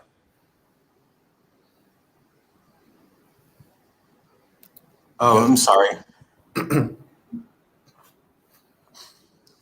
Let me check. Hold on. Can you hear me Okay. now? Yes. Candidate Wildstar, 2-minute opening statement. All right. Good afternoon, everyone. My name is Nicholas Wildstar, and I've been a very involved community activist that's been out there in the streets fighting for we the people for over a decade. Whether it's to hold government officials accountable or speaking out against media censorship or making meals for the homeless, I've been there consistently to make an effort to improve all of our lives. I'm a hardworking, tax-paying husband and father that wants to see every family in California live just as well as mine, if not better. I've made multiple attempts to serve the people in our state as governor city councilman, and mayor. And although I have yet to win an election, that hasn't stopped me from responding to the call to action from we the people for better leadership. Speaking to thousands of voters face to face for the past 10 years, I'm well aware of the solutions being demanded to solve the problems in our state, and will be sharing some of those ideas with you here today. You'll also hear my opponent speak about how he plans to declare California its own independent country and separate from the United States on his first day in office, which, from what I've been told, is definitely not what Californians want, especially when the fear that someone such as Gavin Newsom could possibly come to power again in the future, only instead of being the governor, he'd be the president. Our federal government has caused much trouble for California by taking action against our state laws or by taking our tax dollars and wastefully spending them. But any Calexit secession needs to be the last option, not the first. Unlike my opponent, my priority is to deal with what's going on in our own backyard first, which is a drastic effort in itself. That's the biggest difference you'll see between the two of us, and why I hope you'll vote yes to recall Gavin Newsom and elect Wildstar for governor. Thank you. Thank you both. We're going to go to the first question. Is there a preference on who gets to ask who which question first? Otherwise, I'm going to go to Governor Wildstar candidate to ask the first question of candidate Marinelli. Again, candidate Marinelli is welcome to go first if you'd like. Candidate Marinelli, would you like to ask the first question? Again, I don't care who goes first or who goes second. I mean, if it's a matter of who's answering first or who's asking first, I mean, whatever Mr. Wildstar wants to do. Just to get things going, candidate Marinelli, your first question directed to candidate Wildstar. Candidate Marinelli, your first question directed to candidate Wildstar. Okay. We're both running for governor in this election, and governing the state is a very difficult endeavor. And you've made statements in the past, and I'd like to clarify what you mean by some of them. The biggest function of state government is healthcare. Over 14 million people, a third of California residents, are enrolled into and rely on Medi-Cal, our state healthcare program for low-income Californians. Meanwhile, you generally can't get a tax refund larger in value than the amount of taxes you had withheld throughout the year unless you qualify for a refundable tax credit, such as the California Earned Income Tax Credit, which incentivizes work, but without which many more California children would be in poverty and even deep poverty. You're on the record of calling for the end of state taxes. What would you say to the 14 million Californians who would lose their Medi-Cal benefits and the 1.5 million California households that rely on the Earned Income Tax Credit but would lose it and fall into poverty if you have your way with state taxes? I would say to any of those that fear that they may be losing any money because me getting rid of taxes, that they're well misinformed. Because with me canceling taxes and suspending them, now they're able to keep more money in their pocket and be able to afford better health care themselves. As far as the system that exists itself is based on debt. I mean, we have a service-based economy, and my idea is to shift California to become an independent state by becoming a resource-based economy. That way we actually have money that is worth something instead of the fiat currency we have now that's being devalued through inflation. So your money is valueless at this time. I want to empower the people of California by increasing their buying power, and that in itself will be able to make healthcare more affordable. Now, to those that are on Medicare and receiving healthcare benefits, you have no need to worry, because the state of California will continue to be able to take care of you, only instead of taxpayers footing the bill for that. My goal is to shift to a non-taxpayer revenue generated system for the government. That way we're making that money to pay the government's bills instead of that money coming from taxpayers. The government already does that right now through licensing and ticketing. I want to make it a negative impact by leasing naming rights to some of our state highways even. So that would provide the opportunity to have some of our state highways and roads be well maintenance, while at the same time generating revenue for the state that's not for taxpayers. So our healthcare system is broken in itself. Tons of people that are receiving Medicare benefits, and as well, of course, digging us deeper into debt for that. Thank you. You have both asked for an additional 5 minutes back and forth. I'm going to put the clock in. This is the 5 minutes back and forth time that both candidates agreed to on that response. Do I get to start with the rebuttal? It's whatever you guys want. Okay. 5 minutes back. Okay. I guess since he just provided his answer, I mean, I'll respond to a couple points. I think that it's interesting to have the idea of, leasing out naming rights to highways. I just hope we don't have Interstate 5 or 410 become the Donald Trump Highway, something like that. We'll have the Trump Highway running through California because they'll pay for it. Okay, so we're talking about to do so. Then what's the worry there? I mean, it's a way for the people of California to make some money, have our roads taken care of. Taxpayers aren't paying for it, so if anything, it's a double benefit. Now, if Trump wants to pay the bills, let him. You know what I'm saying? We'll take your money. You're not running California, and you're definitely not a representative of the people of California. That's what I would be as governor, and I think the people of California would be more prosperous because of that position. Well, I understand what you're trying to get at there, but we're talking about a time and age in California where we're renaming schools and taking down monuments because people care about what the names represent. And I think that, we're talking about, certain names of high schools and elementary schools being changed because people are concerned about what those people represented in the past is a big issue in California, as well as talking about, Donald Trump. I mean, people in California, majority of which don't appreciate what he represents. So I don't think they would like the fact that Donald Trump would have possibly his name on the highway that runs through California. But that's a side issue. My bigger question would be more towards the earned income tax credit, because you said you want to get rid of taxes, and people as a result of that are going to be able to keep more of their own taxes in their pocket, which of course makes sense. But the people that receive the earned income tax credit actually get more tax refund than they paid into taxes. So they're going to be losing $2,000-$3,000 a year based on how many children they have if you get rid of state taxes, because this is a situation where people pay into federal or pay their state taxes, they get a refund, but they also get this credit, which gives them even larger refund than they paid in state taxes. So inevitably, they're going to be losing up to $3,000 if they have a family of 3.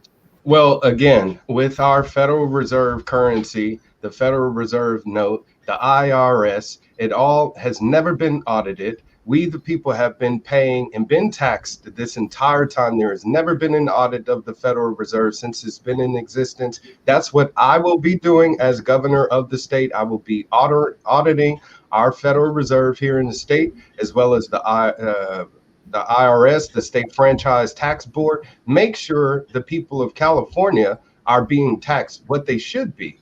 And if anything, if they're being overtaxed and have paid that off. Now, since there hasn't been proper auditing done, that's what I'm planning on doing. My first day in office, a transparent public audit that will be done in real time by people of the community, so they can actually see where their money is going. Now, with regards to naming rights of our highways, that's something that I would have executive choice to do in closing that business deal. There's people that don't like Tesla because of Elon Musk. There's people that don't like Google and Amazon, because of Jeff Bezos. But if those people decided to cough up money, then that's great for the people of California. And that'll be year to year. So if they don't like it one year, the next year we can pick a new service provider. Now, as far as schools, institutions that people of the community, parents have authority over, naming rights, then yes, leave that up to the parents in those schools locally.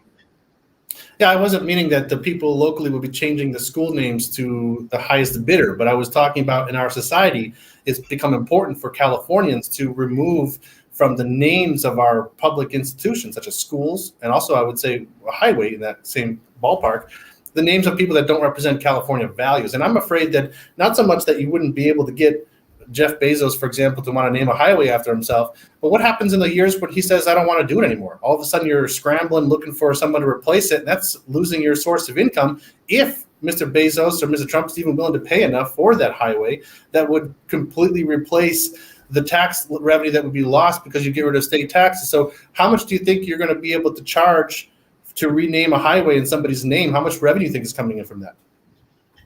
I think as much money as we can get. I'm pretty sure some of these businesses would be happy to pay $100 million so they can advertise on a highway that's frequently used by millions of people each year and has worldwide recognition.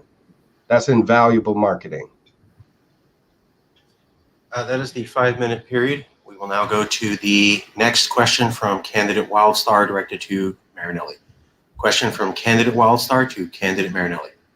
All right. As a former U.S. California Congress member, which you also are a part of, I made it known that I was a candidate running for governor. Even while I collected signatures to recall Newsom for months, I also collected signatures for the Calexit petition and even introduced the very idea of Yes California hosting these debates, with you not even being in the first one because you weren't a candidate then. After having me be involved with Yes California for nearly a year, seeing my efforts to promote your organization and even saying how you yourself would vote for me, why would you choose to run for governor a month ago and not put your support behind my campaign instead?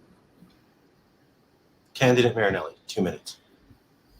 Well, because on your website, you have a whole page listed of a bunch of pledges that I don't agree with. I mean, when I'm talking with you in the Calexit Congress and hearing some of the things that you've said, including your pre-prepared statement that you read this afternoon from your computer screen, you sound great. You have a lot of charisma. You have some ideas that I agree with. I don't disagree with you on every point. But when you go and redo your research into things that you believe and you start asking yourself questions about how you're going to achieve it, like this tax issue, for example, you want to get rid of state taxes, how are you going to pay for the public services that people in California depend upon? And you're going to provide some abstract ideas about how we're going to replace those services. But these are life and death issues for many Californians. And I think that to go out there and say, for example, well, we're going to get rid of state taxes, we're going to replace them with these abstract ideas of leasing the name rights to highways or something like that, that's putting people's lives in danger. And also, I would point out on a larger scale, because I'm the Calexit candidate for governor, my number one issue is Calexit.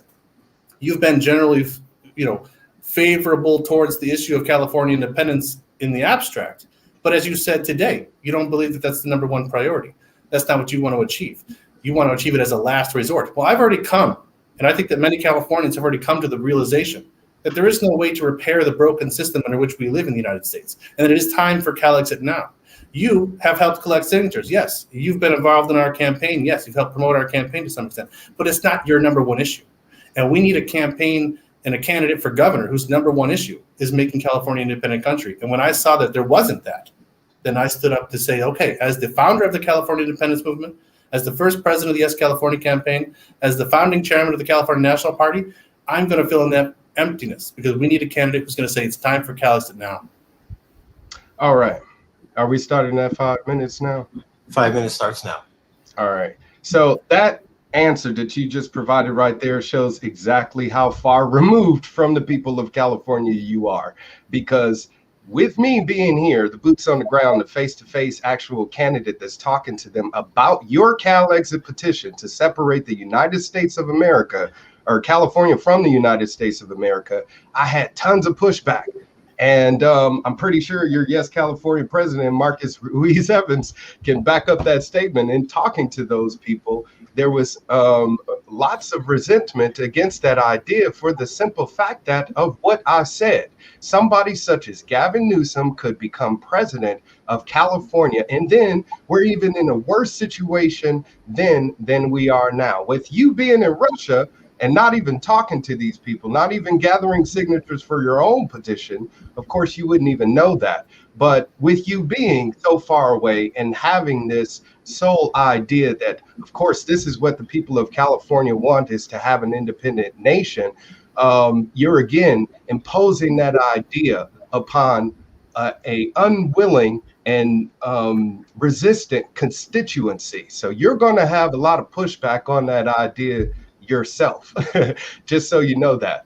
But with me again, talking to people, I've been able to build that rapport, understand them more, and find out what the real issues are. And yes, even though I do my best to present myself in the best manner fashionable by making sure I say the right words, by preparing a statement as I provided now, I'm good off the cuff also. Not everybody wants a well scripted candidate such as yourself to feel like they need to step Well, if you're up. the one reading a script, how am I the scripted candidate? What are you talking about? What's that? I said, if you're the one reading off your screen, how do I become the scripted candidate of the two of us? I'm All reading. of what we're talking about right now is heart not about things that I scripted at all. believe in. I'm not reading from my screen about pre-prepared statements, and then you're calling me the scripted candidate. It's kind of a A backwards. 2-minute opening statement is not scripted, opposed to somebody that sits around reading stats and reports and all of what they feel like the people of California needs to be told in order to scare them into voting for them. Well, hey, let me answer some of the things that you're talking about. It's all You were talking about traveling around, and collecting signatures for Calexit and getting a lot of pushback. Yeah, sure there is. That's not a unanimous vote. The people are not going to unanimously support Calexit. And as I understand, What would you've make you think been is signatures governor? for Calexit and talking about the news recall in Fresno County and the Central Valley.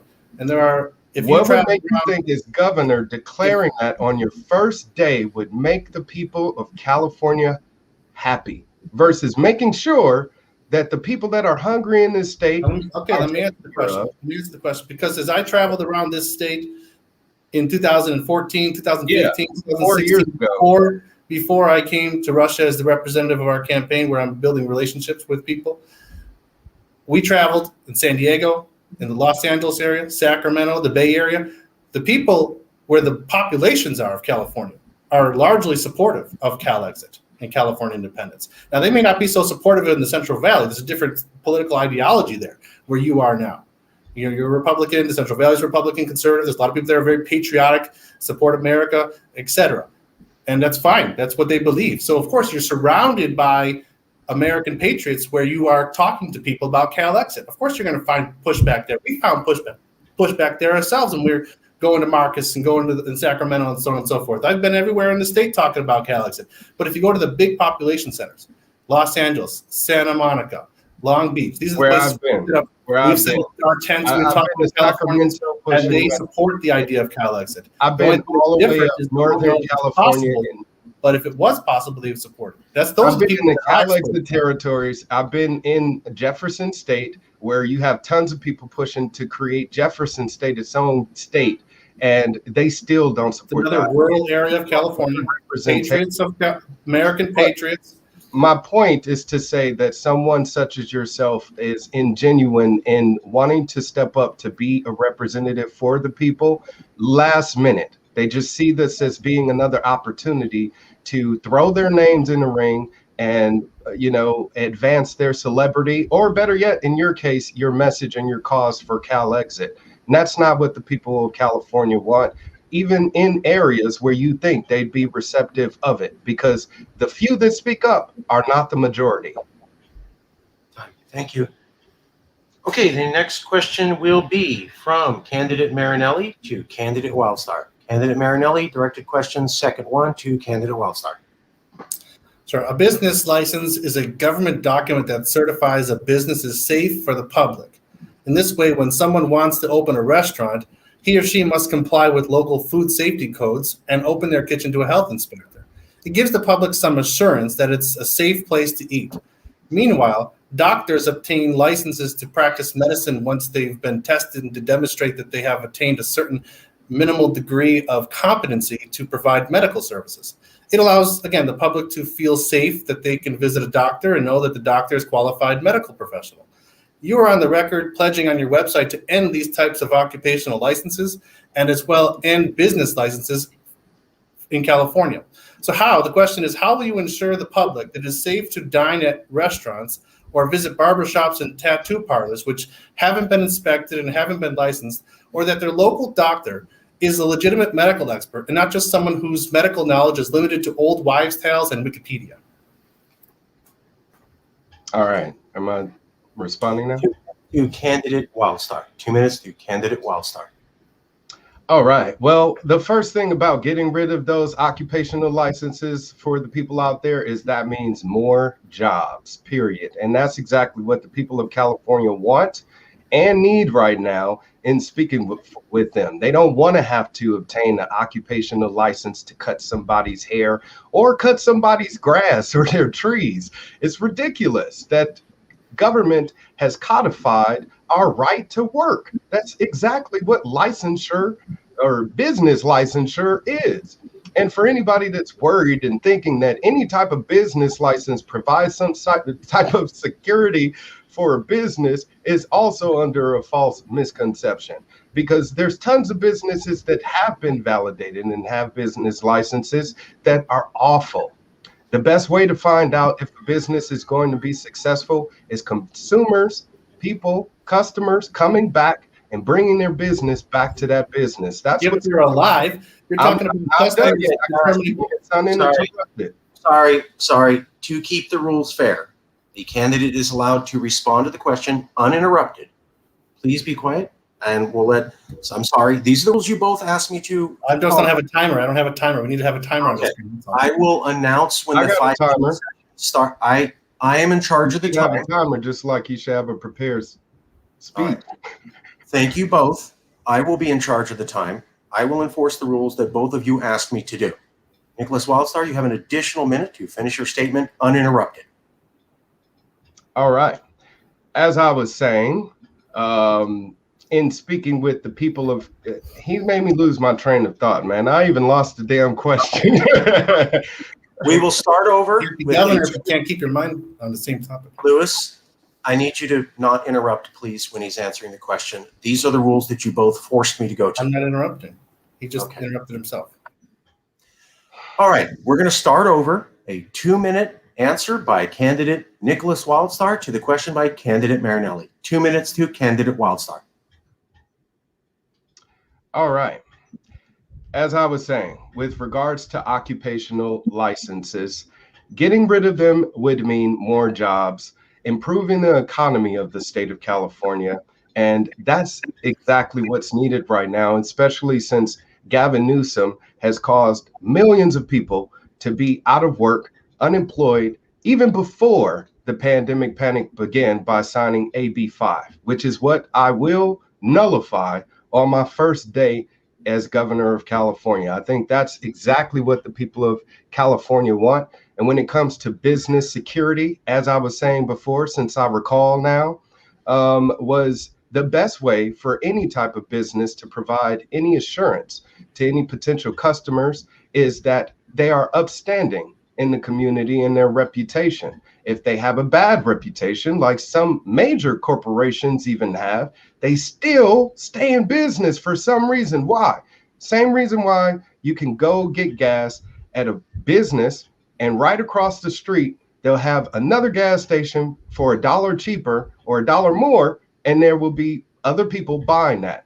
We shouldn't be preventing more free market opportunities in California, and that's what I will not be doing as governor. Myself, as well as my wife, we've traveled abroad and went to Mexico to have dental work done simply because it was more affordable. Why? Because in a place like Mexico, where people would think you need to be afraid of any type of, businesses, there's competition. And what that creates is more affordable opportunities for people to get services. So that's exactly what I'll be doing as governor, providing more free market opportunities by getting rid of the regulation and licensing. It's crippled our economy. This will now start the 5 minutes back and forth. 5 minutes back and forth, starting now. You're telling people they need to go to restaurants and get sick and die, and then through that method, the restaurants will lose its reputation with the community. That's ridiculous. It's a form of Darwinism. You want to get rid of business licenses, which tell people it's safe to eat at a restaurant because it's been inspected by health inspectors. And instead of doing that, they're just going to rely on their community standing. Well, how do they build that community standing? They build that community standing by having their customers come and eat there and dine there. And by your standard, if they get sick and die, they're going to be able to, I guess, leave some feedback somewhere on Yelp and say, hey, I went to this restaurant and I died. Don't go there. No, we need to have health inspectors. That's absurd, and those man. type of policies are going to put people's lives in danger, and you can't be governor if you're going to be putting people's lives in danger. It's as simple as that. Well, you would be by declaring California its own independent country on day one, because that would possibly create a civil war among the people in California. You're not even considering that concept.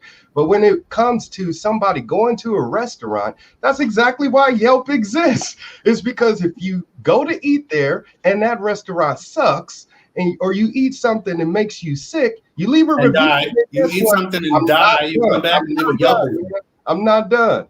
Now, if we're beyond the 2 minute interruption, Mr. Wildstar. If you want to be governor, you need to be prepared for people to interrupt you. If they were dead, obviously you're not able to do that because your policies are radical and crazy, and they're going to put people's lives in danger. And as a candidate for governor, I feel responsible to stand up for the people that you are going to kill by allowing businesses and restaurants to operate in the state of California without health inspections. Just so the people out there know, when we agreed to this debate, I did provide a list of rules. I wanted to have a formal back and forth exchange with a minute being provided each. Candidate Marinelli insisted on us having 5 minutes of an uninterrupted back and forth battle because he likes being argumentative, as you can see. He likes being— because I like when candidates stand up and speak what they really believe instead of reading pre-prepared statements that they've been repeating day after day for years, looking at the mirror at themselves, repeating the same statements at the mirror. You need to be able to stand up and defend your policies and not just read statements you've prepared. You need to be able to defend why your policies are okay if you're going to kill Californians who go to restaurants who haven't been inspected and they die from E. coli or some other issue. Why would you care? You're in Russia anyway. Why would you care? You're in Russia anyway. I'm a Californian. I'm a U.S. citizen. I'm a California voter. I'm a California taxpayer. You go out to restaurants and businesses and you use your money to support Russia. Not Americans, not Californians, not the people here that could use that support. Where I am, what I'm doing to help build up the community. I go out there, my wife and I, we prepare meals to go out there and feed the community. We go out there and we clean up trash in our backyard or in the local park. We are the ones going out there collecting signatures to recall Gavin Newsom, our tyrant dictator of an authoritative governor, to get rid of him, where you have done none of the above. What's your excuse? Like you said, the last time you've been in California was 2014. A lot has changed since then. That's not true.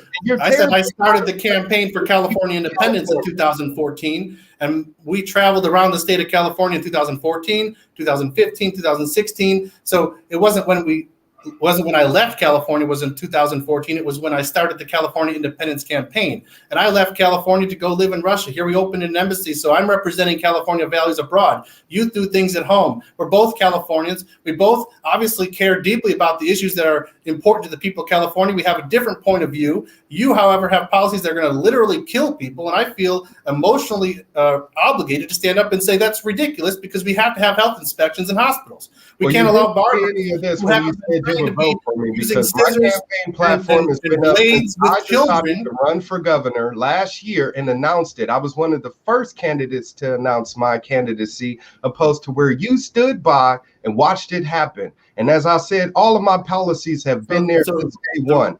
The race to declare governor makes one the best candidate. The first one to declare candidacy for governor makes one the best candidate. 2022, as well as get my butt out there. And I think you ran for governor in 2014 and said I will get rid of Gavin Newsom and replace him myself. That's why I've been out there. You're a registered candidate in 2021 recall election. You're also registered in 2022. I think you're probably registered in 2026. Do you actually ever think you're going to win, or are you just going to keep running every year?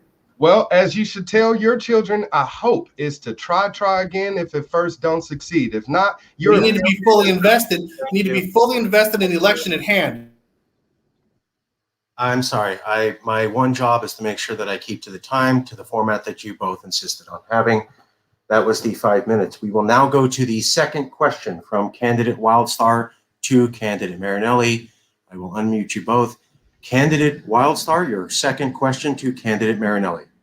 As you stated, currently you live in Russia and have been even before the pandemic panic began.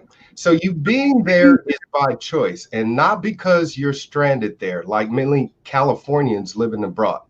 You've been suspected of being a Russian spy and plotting to destroy California by pushing to separate it from the United States. Not to mention the obvious, which is you being even more far removed than Gavin Newsom from the day-to-day problems the people of California are dealing with. With all of the distance between you and the people here in the state where I am now, how do you plan on convincing voters to support you, to represent them, when you're not even able to do that right now? You are unmuted, candidate Marinelli, for 2 minutes. 2 uninterrupted minutes. When I lose my train of thought midway, I'll get another 2 minutes. So here's the point.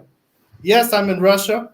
I have nothing to hide. I've been talking about it for years. If I was some big Russian spy, it'd be a secret. I wouldn't be telling everybody every time. I mentioned in the beginning opening statement, I'm in Russia. I got nothing to hide. I'm a kindergarten teacher.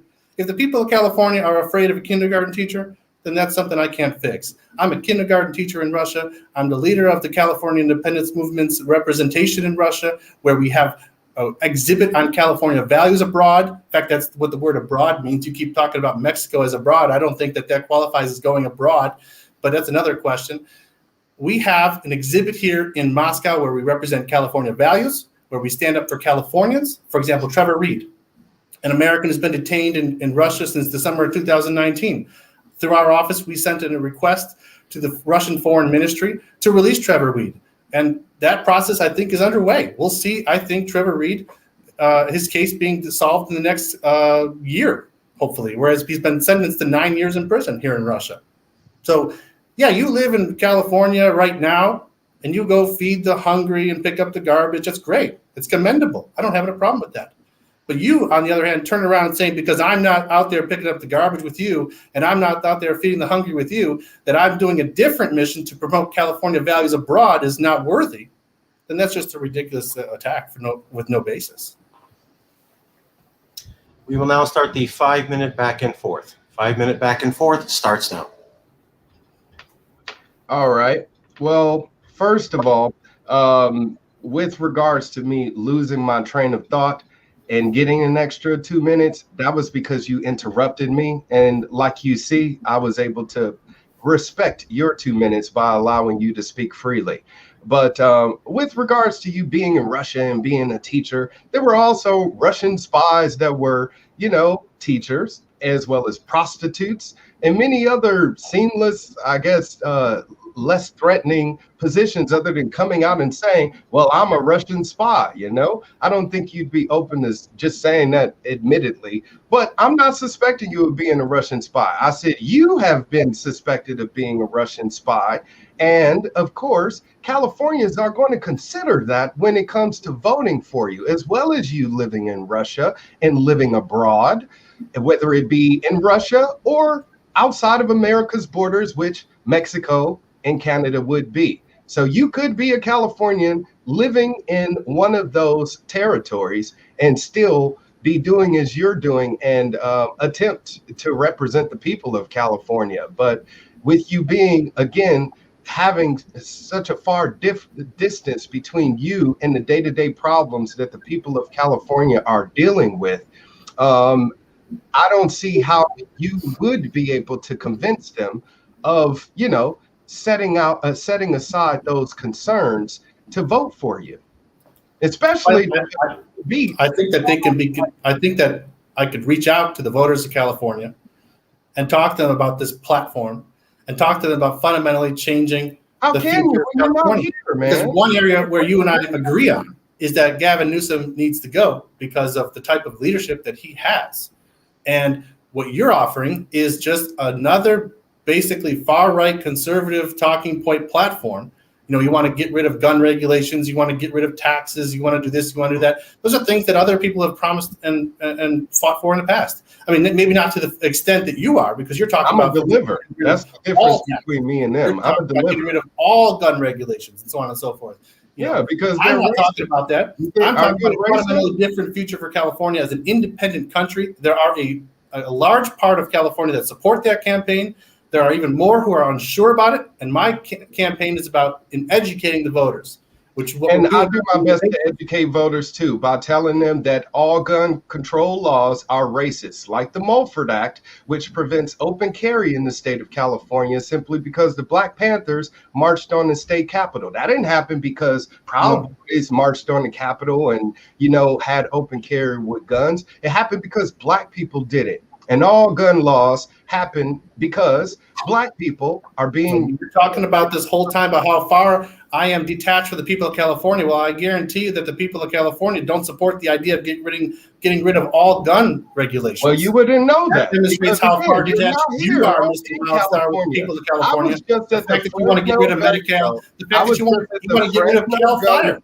I was just at the Fresno Gun Show, and I spoke Tell me the population of California that supports getting rid of Cal Fire. I spoke with hundreds of people over 2 days, and trust me, each and every person that came up to my table, as reluctant as they may seem against the idea, they did understand that every person deserves the God-given right, inalienable right, human right to protect themselves. It's a self-defense issue when it comes down. We both agree on the Second Amendment, although I do believe that some regulations need to be in place. I believe background checks need to be in place. Why are you arguing?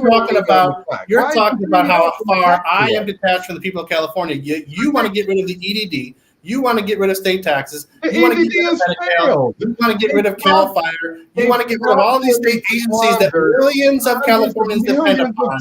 And yet I'm the one who's detached from what the needs of the people of California are. The people of California need their EDD. The people of California California need all the public benefits and services that we provide through state income taxes that you want to get rid of and replace with Donald Trump International Highway or something of that nature. And that's absurd. For you to continue to want to dig the people of California deeper into debt by inflating our currency, continuing that borrowing spending trend with our centralized banking system, the Federal Reserve, which is no more federal than a Federal Express. So you want to keep centralized banking, that privatized banking control over our currency, which puts... That's not true. I support a public bank for California.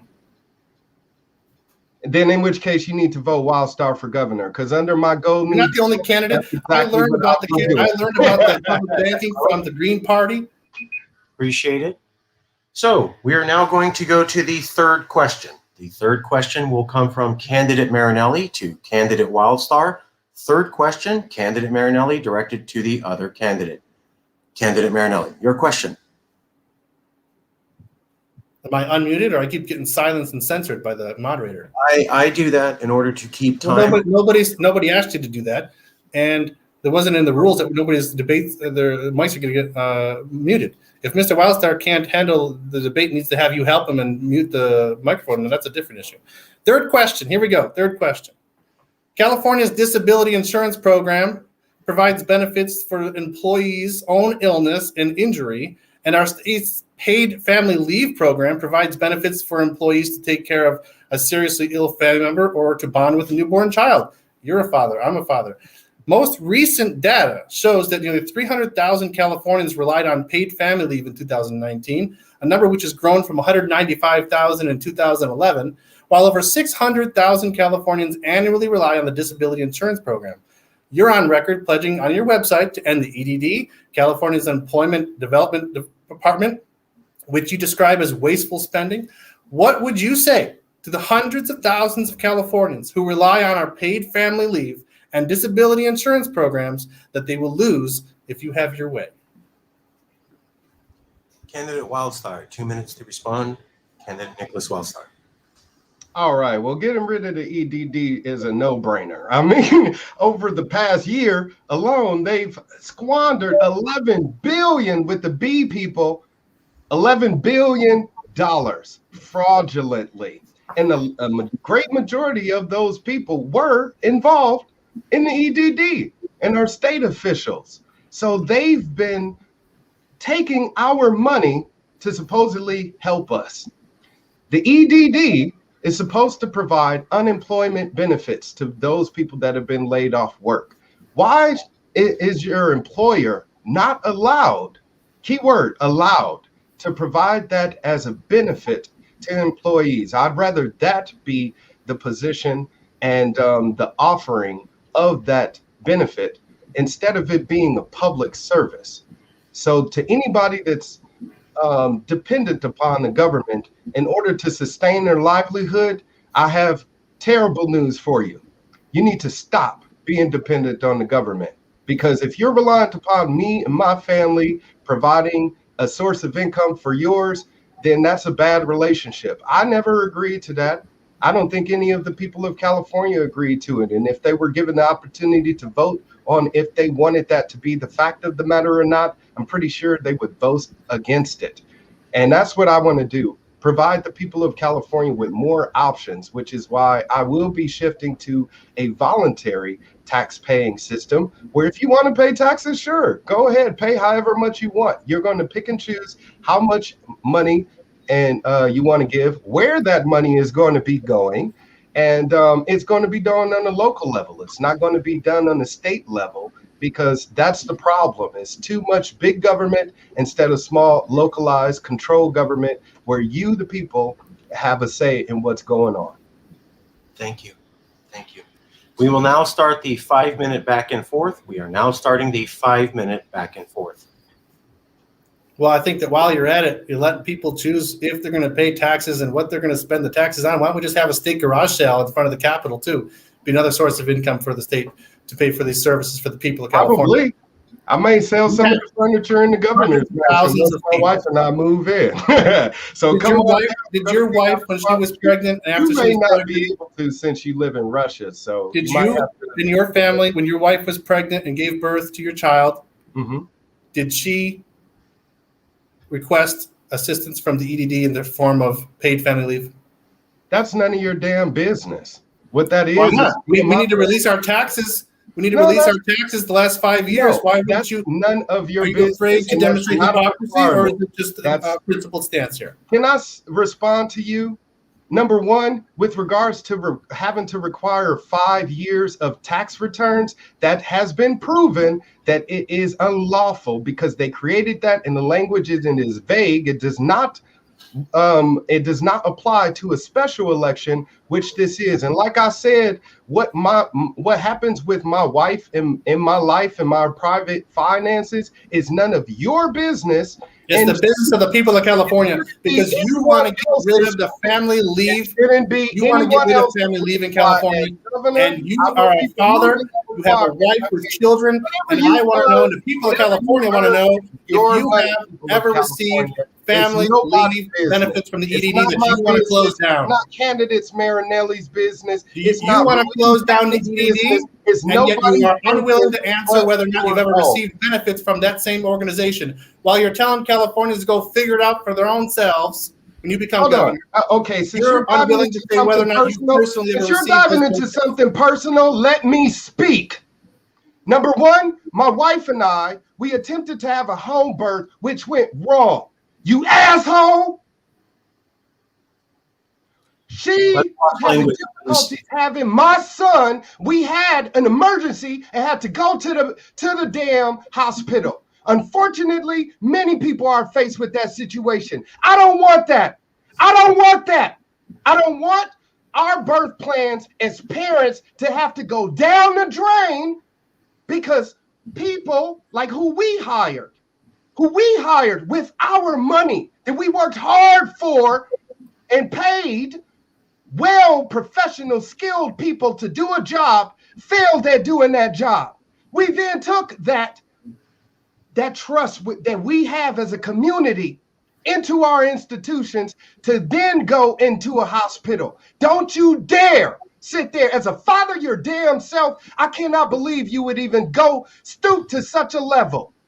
This is absurd. This is why I said I wanted to have a structured debate instead of engaging to some back and forth conversation argument like you idiot. You are an idiot. And the people of California I think that the people of California can now see that Mr. Wildstar doesn't have the temperament. Okay, this is to both candidates. There will not be any name calling or cursing. I understand. So I'm going to unmute you. If there is continuous name calling and cursing, this will be the end of the debate. I'm now going to unmute you. Well, I just think There that will Mr. be if I Wildstar want it has to been be. demonstrated that doesn't have the temperament to be the You leader know what? of the state of You broke California. the rules. I'm going to continue to break them from now on. Don't you dare!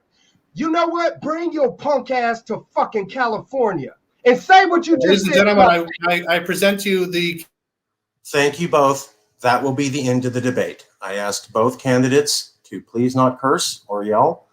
One candidate decided to continue to do that. I will give you one last chance. If there's any cursing or name Say calling, what you said to my face. Come to California and say what you just said. Come to California. Say what you just said. I don't give a damn I whether think that I the people of lose. California I don't have give a now damn seen whether that I Mr. win Wildstar or doesn't lose. have the temperament I to don't be give a governor damn whether of I this win state. or lose. I Come think to he should withdraw California, his candidacy say what you immediately just and said, apologize see for his how we behavior. good with it. Is You that who you piece want to of be shit. governor of California? Someone who You're loses their a piece of temper? shit. Yes, because I'm going to speak like this to state officials, not the people of California, and not assholes like you who may walk into my office. okay, I'm sorry. I have asked twice for both candidates to not curse. That has been ignored. We are ending the debate now. Thank you both for No, being. I'm not done. I have one more question. Both I of will you be from the screen. asking my question now. No, I you will will be not. asking my question now. And Candidate Marinelli, I apologize. You are also going to be removed from the stream. We will not have yelling or cursing or insults. This debate is now over. Thank you both. That concludes our Yes California recall debate. I tried to do the best that I could. You saw where I asked both candidates to treat each other respectfully. I understand there's passionate issues. We will not tolerate yelling or cursing on these debates. I asked twice. You saw that in video. It didn't happen. I was not able to get to candidate Wildstar's third question. Additionally, we were not able to get to the last statements from both candidates. I'm sure people will be upset about this, but I made an executive decision to make sure that these debates are professional and they do not include cursing or yelling or name calling. Unfortunately, we weren't able to do that. This ends our debate now. Thank you.